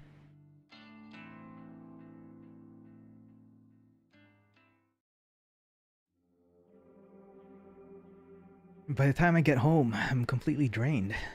Barely have the energy to open the front door. Today was an ordeal. Dragged on forever and ever, and yet it still felt like I didn't have enough time to get everything done. Changing out my vomit-stained clothes and make myself a cup of tea. Hoping if, after changing out, I make myself a cup of tea. Oh, I'm hoping a few sips will help me relax and unwind. Sit down on the couch, cup in hand. It's cool enough to drink. I take a sip and feel a bit of today's pressure lift from my shoulders. Laptop is sitting next to me. Now I shouldn't bite off more than I can chew today. Check for new request, I'll probably regret it. I unfold the laptop and navigate to Corpse Girl's website. One new request. Shit. They're really beginning to pile up. Can't restrain myself from opening the request. Request details. Today, 3:03 p.m. local time. Victim's phone. Downloading image attachment. Request came in while I was busy with Kojiro and Tomoe. Probably around the time we were at the morgue. Image of the victim downloads.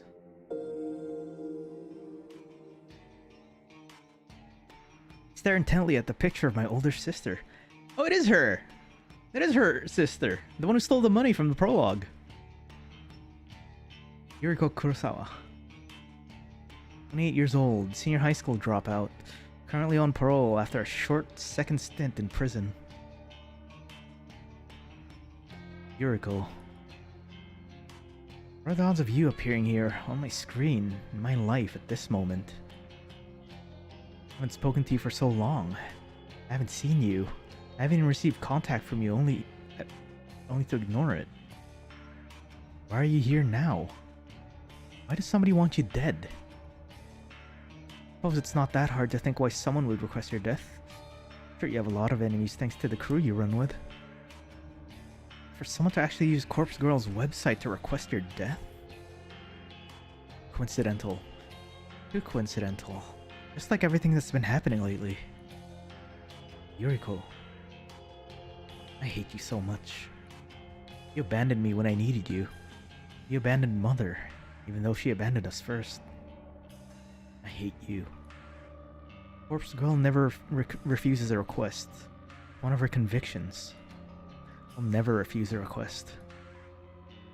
Close the laptop's lid and rub my eyes. I'm tired. So fucking tired. That's the one that Emmy sent. She's dead. Splattered in the flower bed. Probably matches the photo you sent. Wish I'd seen that. Thanks, Kojiro. That's the Thank Tomoe for me. that's the aftermath, I guess. No prob. Where are you anyway? Parking lot across the road. Perfect view of her apartment. People are coming outside. Must have heard the splat. Mad. We'd better gun it. See ya. Okay, bye. Damn, boy. I hang up the phone and a smile fights its way across my tired face. Emi Katsuno is dead. Killed herself thanks to the trauma of discovering her own corpse at her doorstep. Even though I forgot to send the corpse photo last night. Hold up. Nearly fucked up our entire plan due to how exhausted I was. By some stroke of luck, I managed to wake up early this morning. Thankfully, my first thought about... Oh, yeah, so she did send it.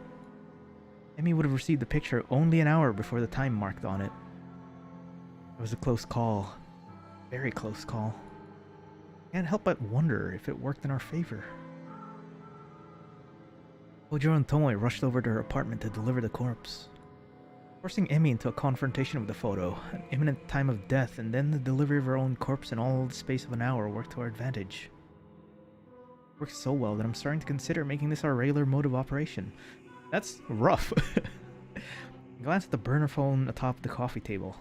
Since Emmy's already dead, there's no point in me waiting 24 hours to discard it. I'll get rid of it right away. After that, I'll have to figure out what to do about the other remaining requests.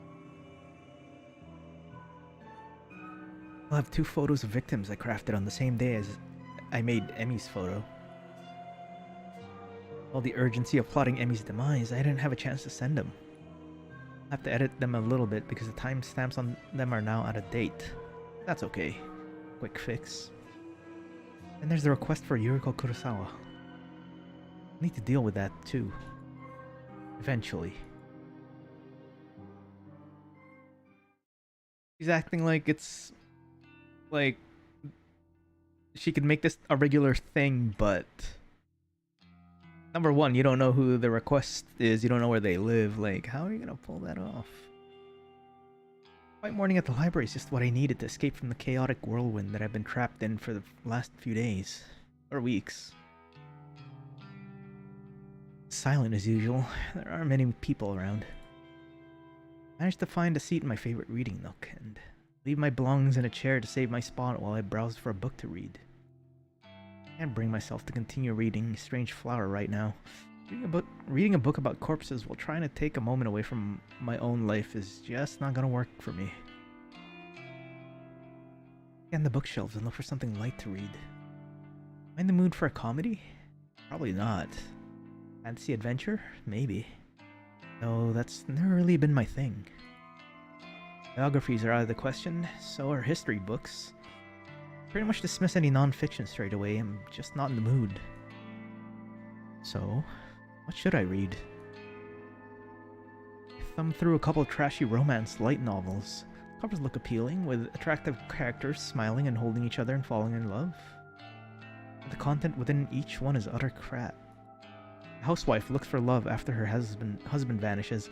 Vampire lord seeks his vampire queen. College student falls in love with his professor, only to find out she's his long-lost sister. Oh boy. All drivel. I could write better stories than these. Maybe everyone thinks that way. Defeated, I put all the books back on the shelf and returned to the chair I saved. I take a seat and simply browse through my noise feed on my phone. Photos from acquaintances, comments on the weather, short essay on human rights, even a poem written in poor broken English, someone getting cancelled, you know, the usual. Trash. All of it. I used to love this inside look at other people's lives. I lived on it. I lived for it. Thrived on it. I used to be aroused at the smallest glimpse inside someone else's life. Didn't go more than a few hours without browsing noise. But now, it's different. Something inside me's changed. I want to say that I've recently become cynical and jaded. That wouldn't be accurate. I've been this way as long as I can remember. The appeal of voyeurism just isn't there anymore. My growing ability to manipulate the lives and deaths of other people has ruined any pleasure I once gleaned from simply spying on them. I need more people to die. Maybe then I'll find satisfaction, ecstasy, release. Lean back in the chair and fold my arms across my chest. My foot taps against the carpeted floor impatiently. Oh no, I should almost wrap this up. I won't find comfort in this library. I won't find relaxation. I'll only find whatever elusive feeling I'm looking for once Corpse Girls complete her work. Can't rest yet. Not now that things are beginning to escalate. I'd be orchestrating the deaths of 3 people right now. 2 women that had their deaths requested at the same time as Emmy and very own sister Yuriko. People are counting on me. People are counting on Corpse Girl to deliver her judgment. Hoist the strap of my handbag over my shoulder and stand up. Time for Corpse Girl to usher a new era of human suffering. Death Note.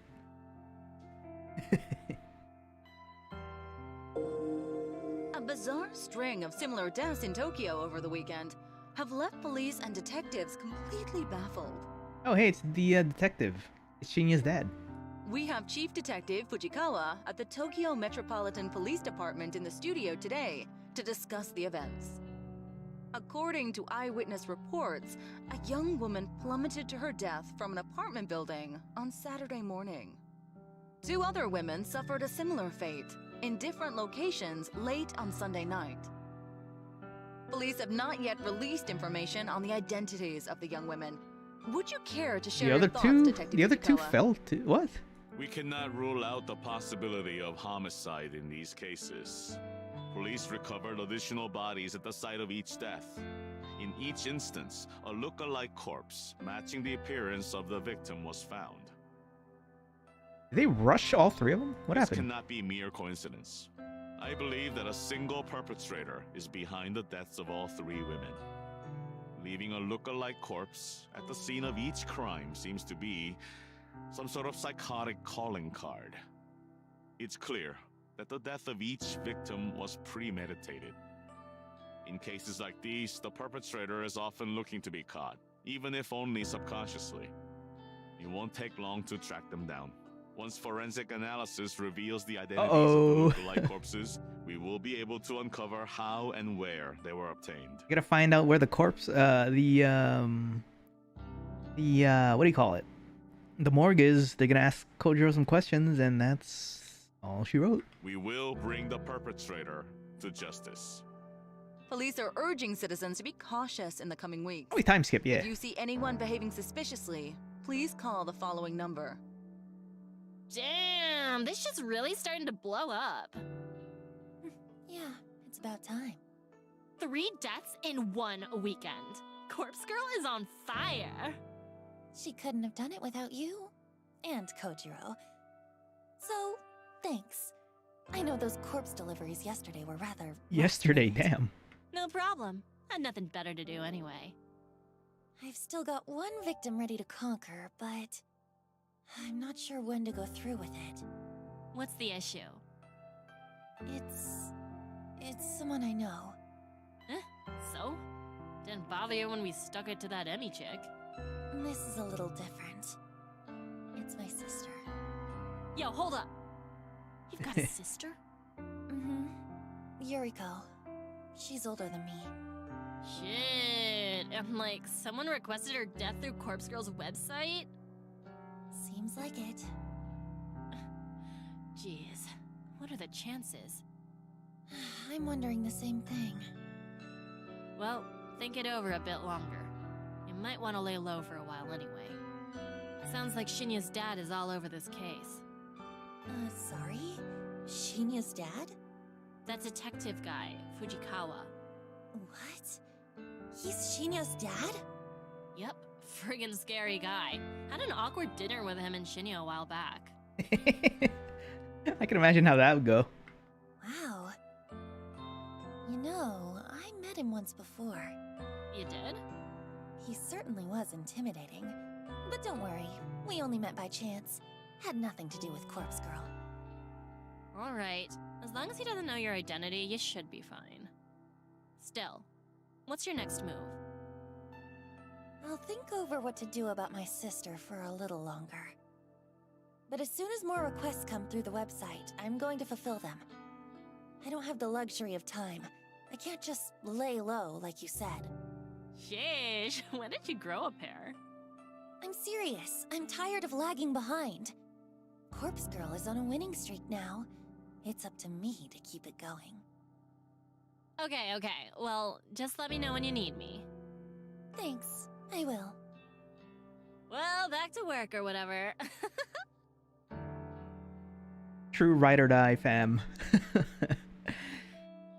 I turn back to my computer after Tomoe leaves. 3 deaths in 1 weekend. Corpse Girl is truly at the top of her game. A bit of hard work, but in the end I managed to pull through. Thanks to a bit of luck, of course. How did she find the other 2 addresses? Yesterday, after returning home from the library, I had a sudden burst of inspiration. I ran a reverse image search on the photos of the 2 women that were submitted to Corpse Girl's website. It was pretty easy to locate their noise profiles thanks to that. Kind of shocked when I saw that we all shared 2 mutual friends on noise, Emi Katsuno and Yuriko Kurosawa. Bit of digging through their profiles revealed their names to be Fuyumi Amano and Manami Sachiko. They both worked at the same store as Emi and my sister. It struck me then that all these requests must be somehow related, but that didn't matter so much. Tracking down Amano and Sachiko's addresses wasn't as difficult as I'd feared. I contacted Tomo and she told me she was familiar with the store they worked at. She volunteered to head over there and see if she could access the employee records.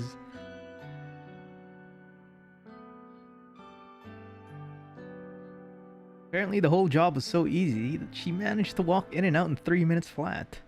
Said that none of the staff even batted an eyelid as she walked in. She simply strolled in the back room, rummaged through the filing cabinet, snapped a photo of the employee contact sheet. What the hell? That information at our disposal, nothing stood in our way of delivering lookalike corpses to their homes. 3 hours shared between the morgue and the factory, and it was done. Both Amano and Sachiko killed themselves within an hour of each other. So far, the kill rate of delivering a photo then a corpse is 100%. Tomo is a true bro, man. I can only imagine the thoughts that must go through someone's mind when they're faced with their own corpse. Looming dread, hopelessness, fear of inevitability. Proving to be so overwhelming that suicide becomes the only viable option. This development have finally ruled out the possibility of Corpse Girl's victims being murdered by some mysterious stranger. Only ever invented that theory due to the strange circumstances in which Ruri Hatano died. After all, she was hung from a scarecrow in an uncanny similar fashion to the corpse photo I invented for her. Now, the other victims' deaths since then have made me truly suspect that another party could be involved. All of them have clearly been suicides, or in the case of Eiichi Hanada, coincidental accidents. Kotomi Ida's death was an outlier since she was likely killed out of self-defense.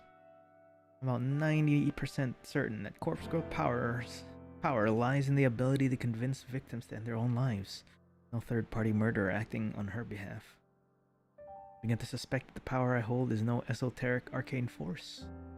Not some supernatural art, it's not witchcraft, or sorcery, or some holy power bestowed upon me from on high. And the power Corpse Girl, god damn it. From hated enemy to the truest homie, hell yeah. The power Corpse Girl holds is simple determination, grit, resolve. My will to end lives is what drives me to craft convincing corpse photos and deliver lookalike cadavers. That in itself is enough to act as the knife twisting in a victim's side. Enough to compel those weak of heart and weak of mind to end their lives. That's all my power ends up being. I'm happy.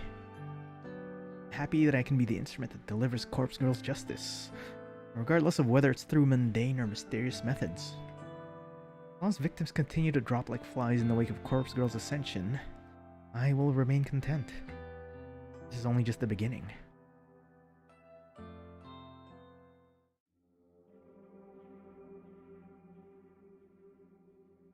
There are no new requests when I log into Corpse Girl's website this evening. I'm currently okay with that. There's something I want to do before more requests come through anyway. I'm gonna make some updates to the website. A few improvements that will considerably ease the workload placed upon Corpse Girl, Kojiro, and Tomoe. Website's admin settings, I add a couple of extra data fields to the front page. Instead of just asking for a photo and a phone number, the website now requires a victim's address to be provided. This will ensure we can successfully deliver a corpse for every request. In addition, the site now asks for the victim's name. I've always been hesitant about requesting this specific detail. I wanted to know the names of people Corpse Girl will kill. It creates familiarity, and I always worry that would prevent me from going through with the request. More than all that, I fear that I'd delve too deeply into someone's life. I fear that I'd become too attached, entranced by standing on the outside and looking in. Only someone's name would have allowed me to easily find victims online and go down the rabbit hole of spying on their private lives. My voyeuristic fetishes would have defeated me. I know myself, and I know that I would become far too interested in a person to carry out their death. Same reason why I never reverse image searched a victim's photo before yesterday. Now that things are escalating, now that Corpse Girl needs a victim's address to ensure a kill, I have to get past all of that. I have to be strong for Corpse Girl. I'm somewhat relieved that the timing is suitable. After all, I haven't been as aroused as usual when stalking people online. I don't know if my libido is just low or I truly have become uninterested in such things. Either way, I believe I'm able to cope with the burden of extra knowledge, Learning victims' names, addresses, and all that. Gonna work in Corpse Girl's favor. Surely strong enough now not to give in to temptation and succumb to this copophilia that's plagued my existence for years. Adding the victim's name and address fields to the website, I decided to add one final touch. A particular line of text that describes how the site works. I've always liked it. It says your victim will receive a photo of their own corpse shortly before they die. Concise, perfectly sums up the intention of the website. However, it needs to be updated correctly to apply the Corpse Girl's new modus operandi. Change the line ever so slightly, enough to make a difference. It now reads, your victim will receive their own corpse shortly before they die. Some people might think it doesn't make sense. They'll think that maybe it's a typo or written by someone not familiar with the language. It is completely intentional. Now that I've made all the changes to the website, I click the save button on the admin panel. Changes are reflected immediately on the front page of the site. Corpse Girl's new and improved request form is online. That done, I need to simply sit back and wait for some new requests to pour in. Take long once I put my next plan into motion, because I've finally figured out how my sister can be of use to me after all these years. It's gonna help me become famous. Yuriko Kurosawa's death will ensure everybody in Japan knows the name Corpse Girl.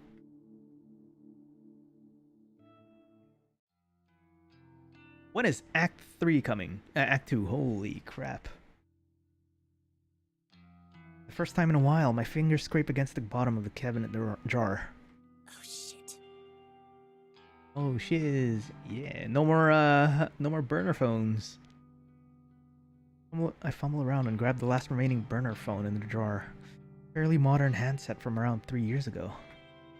These newer models never retain their battery charge for more than a month or so after when they've been inactive.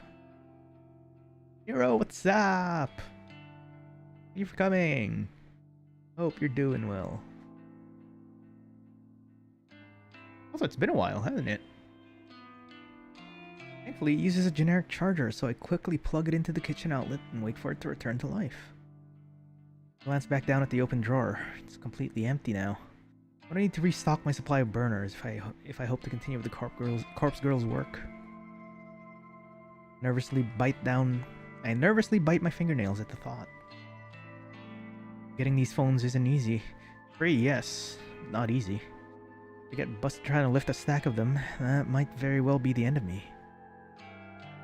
I have to obtain as many new phones as possible at some point today.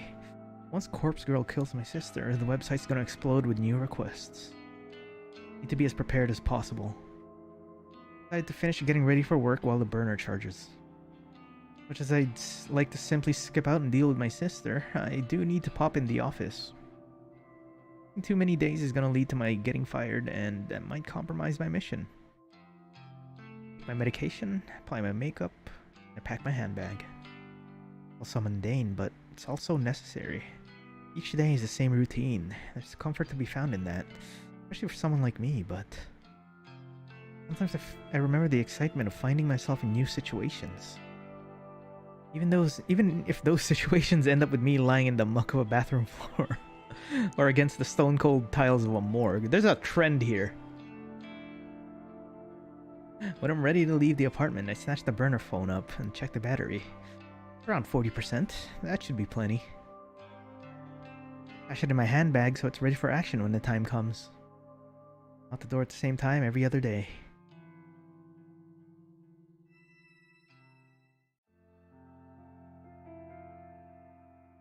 I find myself alone in the office well after the working day has ended. The entire floor is empty and silent. Shut down my computer, stretch my tense arms. I don't normally like staying back late, but sometimes it's necessary to get work done. When I say work, I am of course referring to Corpse Girl's tasks. I'm absolutely certain that everybody's gone home. I get out of my chair and wander listlessly around the office. Kinda nice having the place to myself. It's like my apartment, only bigger, colder. Not that terrible odor of mold that permeates the walls. I notice that quite a few people tend to leave their belongings at their desks. Nothing too valuable. An occasional coat, hat, pair of headphones. If somebody of a low moral character wished to steal them, there would be nothing stopping them. I'm personally not interested in any of that. Oh, that's where she gets her phones. I walked to the other side of the office floor and reached the seniors' cubicles. Even the seniors leave important things lying around. There's a gift bag with a cake shop logo on the front, company credit card, a few personal bank statements. The contents of their desk drawers are where the real gold is found. Rifle through one drawer in particular, I find exactly what I'm looking for. An old noise brand phone, a few models earlier than my own. It slips into my handbag, right alongside the burner phone I brought from home. Close the desk drawer gently and traipse onto the next cubicle. The top drawer here contains a flip phone. Familiar classic? Served me well. In the handbag it goes. One of the main problems I have with this company, with any company in fact, is wasteful attitude of management. Executives, seniors, and some junior staff are provided with company phones. Basically, if you're expected to make calls on the job, the company will issue a phone so that you don't have to use your own. You get infinite phones with a simple trick. I mean, yeah, that's true. Company provided phones so you can be easily, whoops, I lost it. Can I have a new phone, please?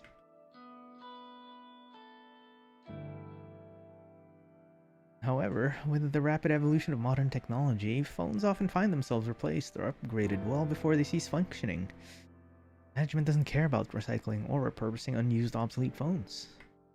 Devices simply drift to the bottom of drawers or storage cabinets, designed to be forgotten within moments.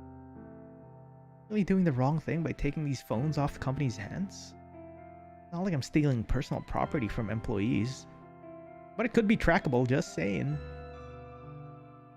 Only taking what the company is likely to write off as a business expense, and it's a multi-billion yen company. They're really gonna miss the odd, outdated device. I justified this to myself long ago. I'm ensuring these phones are used for a bigger purpose, and there's nothing bigger than fulfilling Corpse Girl's ambitions. I swipe the fourth or fifth phone. I hear the ding of the elevator from across the office floor. Shit. Someone's here. I need to get away from the cubicles without being seen. Noriko, is that you? Oh shit! Must have ducked down a second too late because the voice identified me correctly. Scuttle forward on my knees just a little bit so that I'm not so close to the cubicles. When I get to my feet, I'm halfway between the senior employees area and the juniors' open plan desks. Shinya? Shinya walks over from the elevator to greet me. Hi. You're here awfully late. What were you doing over there? That is, if you don't mind me asking. Oh. Walking around, looking at the view. Anything. I lent my USB drive to one of the seniors earlier, and they didn't return it, so... Oh. Did you find it? Nope. Oh well. I'll ask about it tomorrow. I could help you look if you like. No! Go away! Seriously, it's okay. I'm about to head home anyway. What are you doing here? I left my wallet at my desk. Can you believe it? Luckily, I remembered before I took Tomoe out for dinner. I would have appeared to be quite the buffoon if I'd been unable to pay for our meal. I mean... Yeah, I suppose so. Hey, how are things anyway? Things with Tomoe are great. We are truly in love. Well, okay, not exactly what I meant, but how are things here? I mean, what happened with Kotomi and... Ah, that whole kerfuffle. Yes, the kerfuffle. Can you believe Miss Ida is dead now? Yeah. Is it wrong of me to say that I'm happy she's dead? I don't know what happened to her. Is that an awful thing to admit? Gently shake my head, but I don't interrupt his train of thought. It's so bizarre. Especially considering our relationship and how determined she was to end my career. It bothers me that Shinya is still referring to the conflict between himself and Kotomi as a relationship. Such a cutie. But it would seem that she was the only one with animosity toward me. As such, the other executives said I'm welcome to work here as long as I like. In fact, they were even generous enough to give me a small salary raise. Wow! That's great, Shinya. I'm And really happy for you. and a raise must be nice. Thank you. It truly was a struggle there for a little while. Before my brain can even register what I'm saying, the following words tumble out of my mouth. Do you want to talk about it? Noriko, I know that I haven't been as open with you as I should have been. Maybe talking about it will help me put the whole thing behind me. I bite my tongue as I try to think of a way to back out of the situation. Oh, you know, if you're uncomfortable talking to me, maybe Tomoe can help? My objection is met with a smile. Looks like I'm in too deep now. Tomoe means well. She really does. But whenever I bring up the subject, she becomes visibly angry. Many a death threat against Miss Ida has been made aloud. I wouldn't be all too surprised if Tomoe was the one who killed her. There certainly is a motive there, after all. So you don't know who killed Kotomi? I don't even think the police know that much. Father showed me the photos of the crime scene. Why would you do that to your son? Hey son, you want to see some bloody people? Chances are that whoever did kill her was also killed in return. Though, as abusive as she was toward me, I never took her as the type to instigate a mass murder. She was an angry person, yes, but that seemed to stem from a lack of fulfillment. That's what I assume, anyway. And I think that's the reason she made her advances on me. Shinya, I really am sorry. I'm Dug your own so grave. sorry that you had to go through such a traumatic experience. Yeah, right. Dad literally said, "Hey son, want to see a dead body?" Opens up the trench coat with like freaking pictures just paper clipped on it, just pinned on his trench coat. I thought I was going to lose everything. My job, my relationship. Miss Ida threatened to steal it all away from me, just so she could experience some form of power, some small manner of pleasure. Why do people do those things, Noriko? What joy is there even to be found in... Take my time to consider my reply. Probably not the best person for him to be having this discussion with, but all things considered, it does seem to be helping him come to terms with things. Shinya, what you went through with Kotomi, what she did to you, that's not what it's about. She never had the... I hope that one day, when you're comfortable and feeling healthy, I hope that you can make some good memories with Tomoe.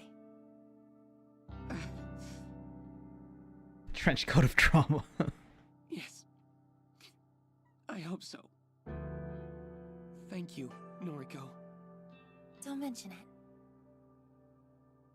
I don't know if my words were the right ones. What right do I have to talk about what he went through? I can only hope that I managed to bring him some sort of comfort. Well, I better grab my wallet and get going. Don't want to keep Tomoe waiting. Say, would you like to join us, Noriko? Are you hungry at all? Oh, I don't want to intrude on your romantic evening. It's no trouble, really. Maybe next time. I have some things I need to do tonight. Okay, no problem. Well, see you later. He takes off towards his desk. I breathe a sigh of relief as I hoist my handbag up from the ground, feeling the reassuring weight of my newly acquired burner phones. I enter the elevator and give a polite wave to Shinya as the doors close.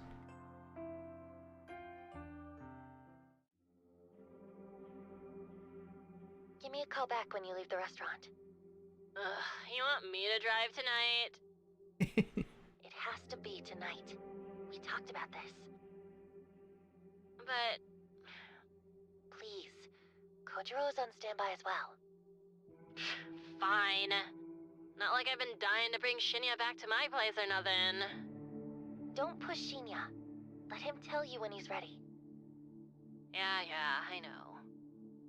Look, I'll probably be out of the restaurant in an hour. That cool? Yes, thanks. Bye! Bye. Tomoe hangs up. I look down the street.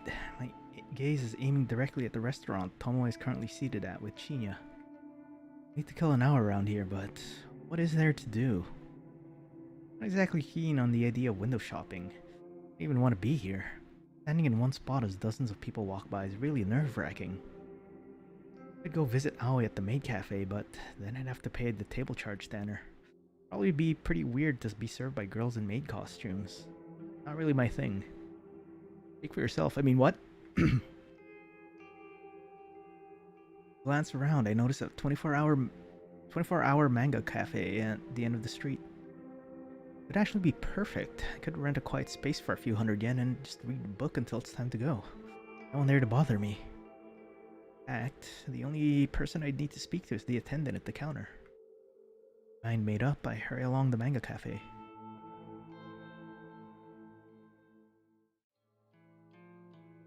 Pretty late. I was gonna be like, yo, that's a weird manga cafe. Come on, you're a night owl. What are you complaining about? Just making chit-chat. Well, instead of talking, how about you hold that flashlight still? I can't see what I'm doing with A you butler waving it costume for the around. ween. I mean, yeah. That's true. Also, she's wearing a lab coat now. Nearly done anyway. Fucking Yuriko. This wouldn't be so difficult if she didn't have different haircuts in every single photo on her profile. I'll hold the flashlights. I'm just going to have to estimate the length of her hair for now. Corpse on the table in front of me looks like an uncanny clone of my sister. I snip away a little more hair from her fringe, then put the scissors aside. You two must be close. The opposite. Makeup's done! Thanks. Looks good. Tomoe beams as she puts the cap back on the lipstick in her hand. I think we're done. They're all wearing lab coats. Kojiro is so smooth. We'll see how he'll get out of trouble. I have a feeling everything's gonna go down. Like, cause there are way too many like evidence trails leading everywhere that they did not consider at all. Just like looking at it from the other side of like investigating these things, even if you don't know what they're doing, right? Can you zip up the bag? I really need to wash my hands. You got it, boss. Step away from the corpse and plunge my hands in the ice-cold bucket of water on the factory floor. I have to admit that we've become pretty good at this whole thing. Just a week or so, we've managed to refine our art and synchronize our duties. Okay, load her in the van. I'm going to send the corpse photo now. Yeah, like if they can ping... I mean, yeah, they use... I think she uses, like, burner sims too, right? I don't remember, but... Like... If the phones have GPS, you can ping at the last address, or the last known location before it got turned off, right? All coming from the same number, they keep pinging the things, and it keeps pinging the same cell tower. Right? Even if the phone number is fake. All they need to do is find out the app, or something like that, and see which one's been using that specific phone number. You sure about this? You think she's gonna be awake this time of night? I'm positive. This is the best time to do it.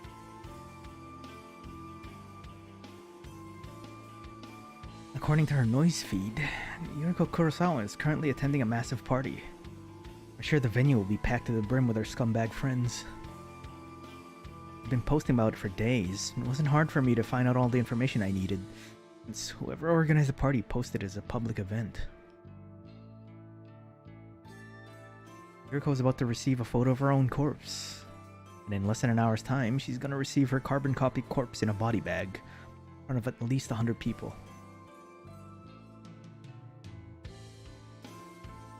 Does an office have CCTV? Probably. I wouldn't doubt it.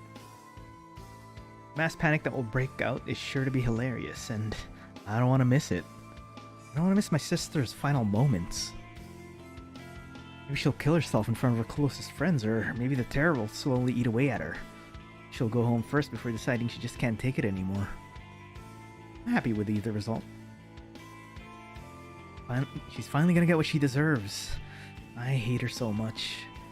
She's a low-life degenerate, a delinquent, the utter scum of the earth. She never calls me. Yeah, that's the worst part of it all. I thought she even remembers I exist. Ready to go? Snap out of my thoughts and look at the phone that I'm subconsciously holding in my feeble grip. The burner I picked up from home earlier this morning. Yuriko's corpse photo is glowing on the screen, ready to be launched into the network. Hit send. Okay. Kojiro nods and hauls the zipped-up body bag onto his shoulder. The weight of the cadaver inside causes him to stumble a little, but he regains his balance and shuffles towards the factory entrance. I examine the body bag as Kojiro carries it. Same white HRP that we picked up from the morgue. But I've made a rather nice adjustment to it. Big bold letters are scrawled along sides in purple and black permanent marker. It says, "With love from Corpse Girl." That is so extra. Underneath the massive letters, smaller script, is Corpse Girl's website address. A scribble of a cute anime girl decorates the other side of the bag. The very same character that dances animatedly on Corpse Girl's website. Tomoe told me this was a bold move. Kojiro didn't seem to care.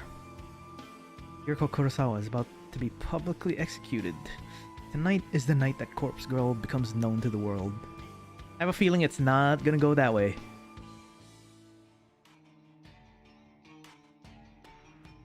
This is the quietest house party I've ever witnessed. I only managed to catch a glimpse of it before Kojiro shields my eyes with his ice-cold hand. I want to object to him censoring my vision, but the smell of blood causes me to slump against his shoulder, and I resort to whimpering quietly as he places me gently on the ground. Oh no! What happened? The vision of the house party from hell is still vivid behind my closed eyelids. It's not like I've been to too many house parties in my life. In fact, when I really think about it, I don't think I've ever been to a single one before this moment. But I've seen them on television, I've seen them in movies. They're always loud, music is blasting, people are dancing, drinking, making out. The scene I witnessed doesn't look like any of that. Pretty sure dead bodies don't line the floor at a regular house party. Pretty sure trails of blood aren't on the guest list. Party's weird. Walls are slashed, there's broken glass everywhere, specks of blood are dotted across the furniture. Someone in the next room is sobbing quietly. Someone above, perhaps inside the ceiling, is groaning. Kojiro is sitting next to me now. I can imagine a bored expression hovering over his features. Is this America? He still has his hand over my eyes. Taps the finger of his other hand against the body bag beside him. His digits drum out a rhythmic beat upon Yuriko Kurosawa's clone, still zipped up and sealed inside her temporary coffin. I think Tomoe is still in the van. He said something about not wanting to get messed up. I never planned on entering the party, but Kojiro dragged the body inside, then returned shortly after and told me I should come take a look. So here I am. Here I am, blinded by Kojiro's misguided attempt to protect me from the carnage I willingly unleashed. I asked him if he killed the people here. He said no. Suppose I believe him. I managed to squint through a gap in Kojiro's fingers momentarily. The blurred shapes of 4 or 5 bodies are on the floor in front of us. There's a straight arm lying limply on a chair that's currently unaccounted for. Wow, what the hell? That's one banger of a party, man. Kojiro presses down firmly against my face and my vision darkens once more. I hear his voice and imagine his calm demeanor in my mind. Thoughts? Don't know. I haven't managed to sort out my I haven't managed to sort my head out just yet. Your sister's over there. Well, a corpse that looks like her, at any rate. Give me a second. Okay. Kojiro releases a grip from my face. I stand, I tiptoe forward, stumbling thanks to my still blurry eyes. I can make out the shape of a sofa close to the wall, and I approach it carefully. Oh boy! The empty gap between the sofa and the wall is a 3-foot wide space. Not sure why the owner of this house doesn't keep the sofa directly against the wall. The empty space here seems kinda useless. Maybe if the sofa inside's all the way against the wall, it becomes too far from the TV. That's a possibility. I would personally just get a bigger TV so that the sofa can be kept comfortably flush with the wall. The gap here really annoys me, making me irritated. I want to push the sofa back myself, but I know I don't have the strength. Massive thing, bigger than I am. Maybe even bigger than Corpse Girl. Even if I was strong enough to move it, there's still the issue of my sister lying here between the sofa and the wall. Yes, that would get in the way of the sofa. She is in the way. I'd have to move her first, and the thought of touching her is absolutely disgusting. Even when she was alive, I never wanted to touch her. She's a foul excuse for a human being. Hey, Yuriko. Long time no see. He doesn't respond. You don't look so hot. Guess I'm prettier now, huh? Why do you never call me? Whatever. I wouldn't answer the phone anyway.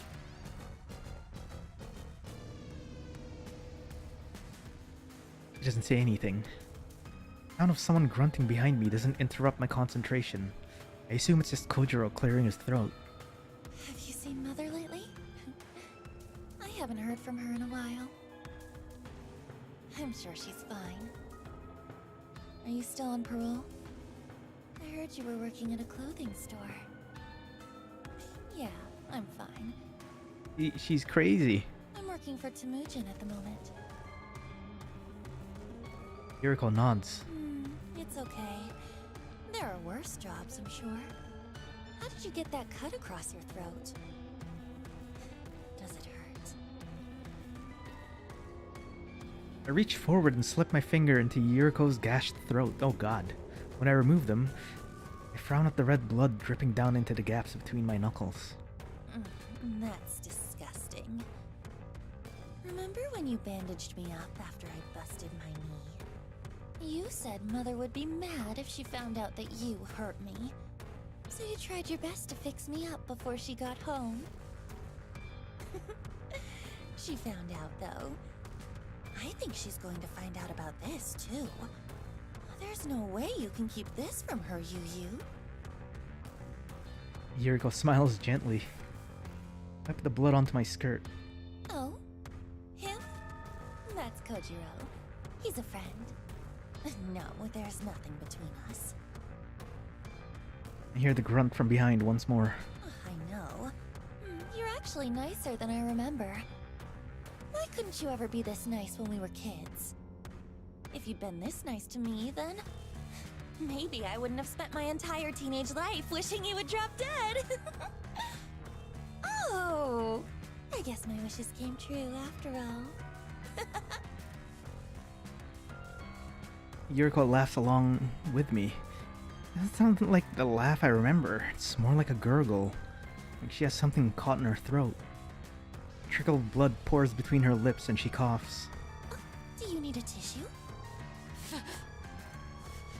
She's still alive? Here.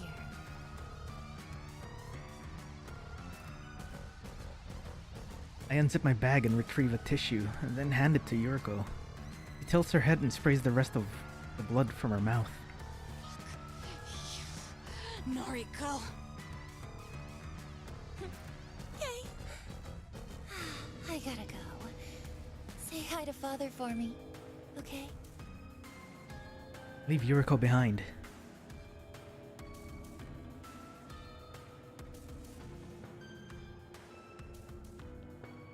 After making my way out of the cursed house, I found Kojiro waiting by the van. Tomoya shut herself inside and rolled up all the windows. I think we're done here. Okay. Leave this here? Lazily indicates the body bag on the ground. Yeah, I guess so. We didn't need it after all. Guess not.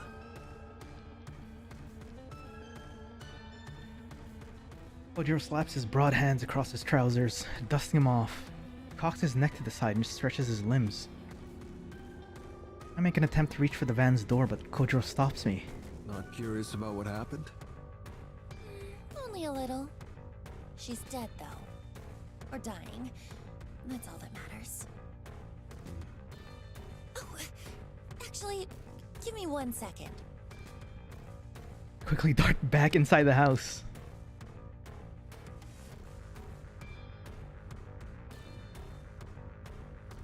I weave across the room and duck behind the sofa once more. Yuriko's silent and unmoving. I do my best to push her body to the side with my skeletal arms. She budges an inch or two, and I find what I'm looking for. Her phone buried behind her ass in the carpet. I turn on the screen and find there's no fingerprint or passcode lock. A photo of Yuriko's corpse. The very same photo that I sent to her earlier is still on the screen. I guess she did receive the photo then. Maybe that's all it took this time. Alrighty, fingerprints on her phone. That's great. She must have been pretty freaked if she killed all the people here. This is like the Kotomi Ida situation all over again. My voyeuristic tendencies flare up and I decided to look through the rest of her photos. Swipe across the screen just once and nearly jump out of my skin. Yuriko received the photo right before she received the one I sent. It arrived 10 minutes before my photo. Another image of a corpse. Another photo depicting her death, but it's completely different than the one I crafted. What the fuck? Ooh. Someone else sent Yuriko Kurosawa a photo of her own corpse only 10 minutes before I did. Yuriko received the corpse photo from somebody else. What is going on? I examined the photo in detail. It's well made, just like my own work. If I didn't know any better, it'd be easy to assume that I made this. What stands out the most is the writing at the bottom of the image. It simply says, "Stab Shuji at the party." Stab Shuji at the party. Who the hell is Shuji? Is he here? Is he one of the dead bodies scattered around this accursed house? I quickly discard the thoughts of Shuji. A more important question has come to my attention. Someone else crafting corpse photos and sending them to people? Imposter. Copycat, yeah. Does Corpse Girl have a copycat? An imitator? Why target Yuriko? Why target somebody whose death was requested through Corpse Girl's website? Can't process this right now. It's already past midnight and I'm utterly exhausted. I shove Yuriko's phone into my handbag and get the hell out of the house.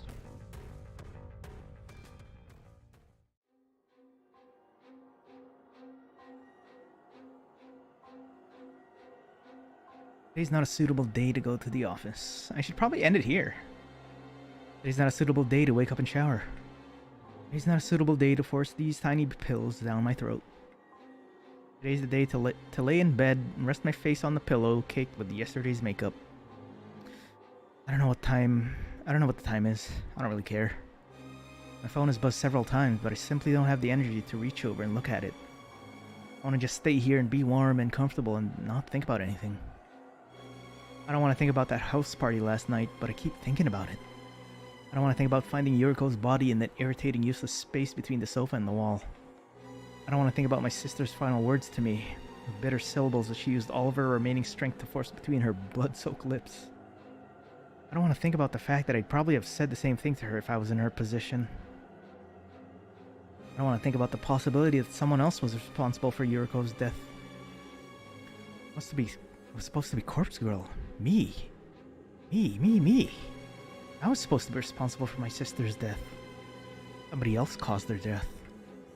How dare they steal that from me? How dare they? Copycat. A nobody. The more that I don't think about it, the more I find myself thinking about it. Think.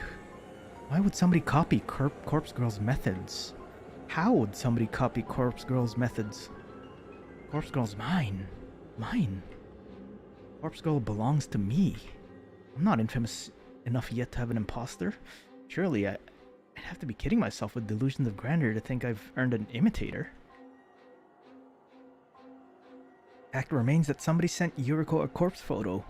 A corpse photo that was meticulously edited and just as convincing as anything I could make. Those instructions. Stab Shuji at the party. Stab Shuji. Did Yuriko do it? Did she pull a knife and slit Shuji's throat? What about the other people at the party lying cold on the floor? Did she kill them as well? Did Yuriko imitate Kotomi Ida's final moments and cut down a swath of people, all in an effort to spare her own life? And then, who turned the knife on Yuriko?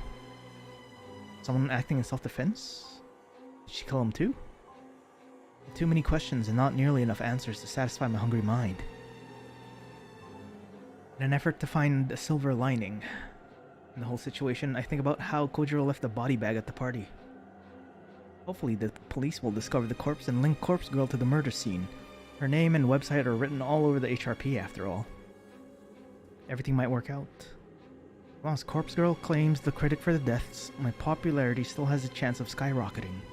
My website will be inundated with new requests. Requests from people begging for me or Corpse Girl to kill on their behalf. Yes, last night's slaughter may actually be the best thing that could have happened. I'll happily steal the credit to propel Corpse Girl's name into the stars. I roll over and bite my pillow until it's soaked through with saliva and blood, and I scream till my lungs give out.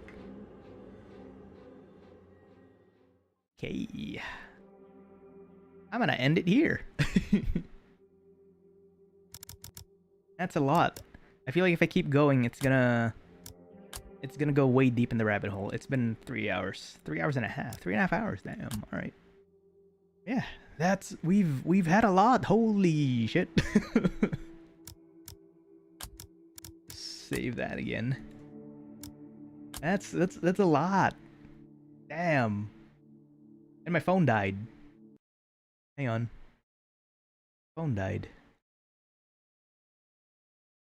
Let me just turn this off. Oop. And I'm gonna turn this on. There we go. Alright. This has been nuts. Holy crap. Yeah, that's gonna be it for now. This is we haven't even, I think we haven't even hit mid game yet. Act 2 hasn't started yet, so I'm kinda like, where is that? But overall, still solid so far. It's the stalker. It's the stalker. Which stalker?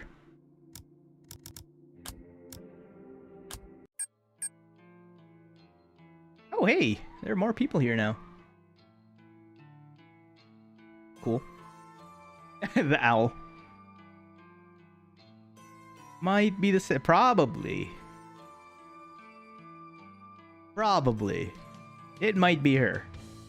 Considering how she pops out down here now, and she wasn't at all involved with the story. And Ritsu did stalk you. Yeah, hoot hoot, bitch.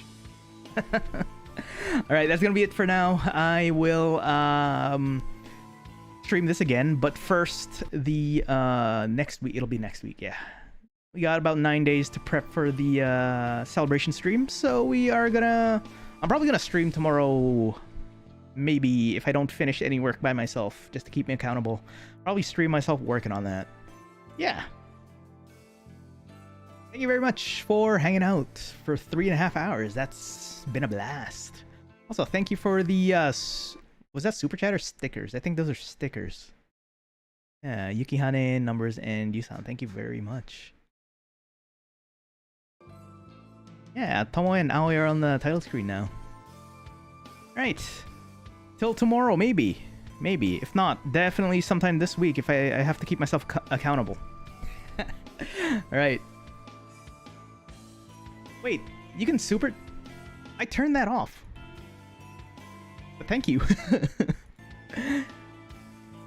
Oh, Ritsu, thank you very much. I will see you next time. Bye.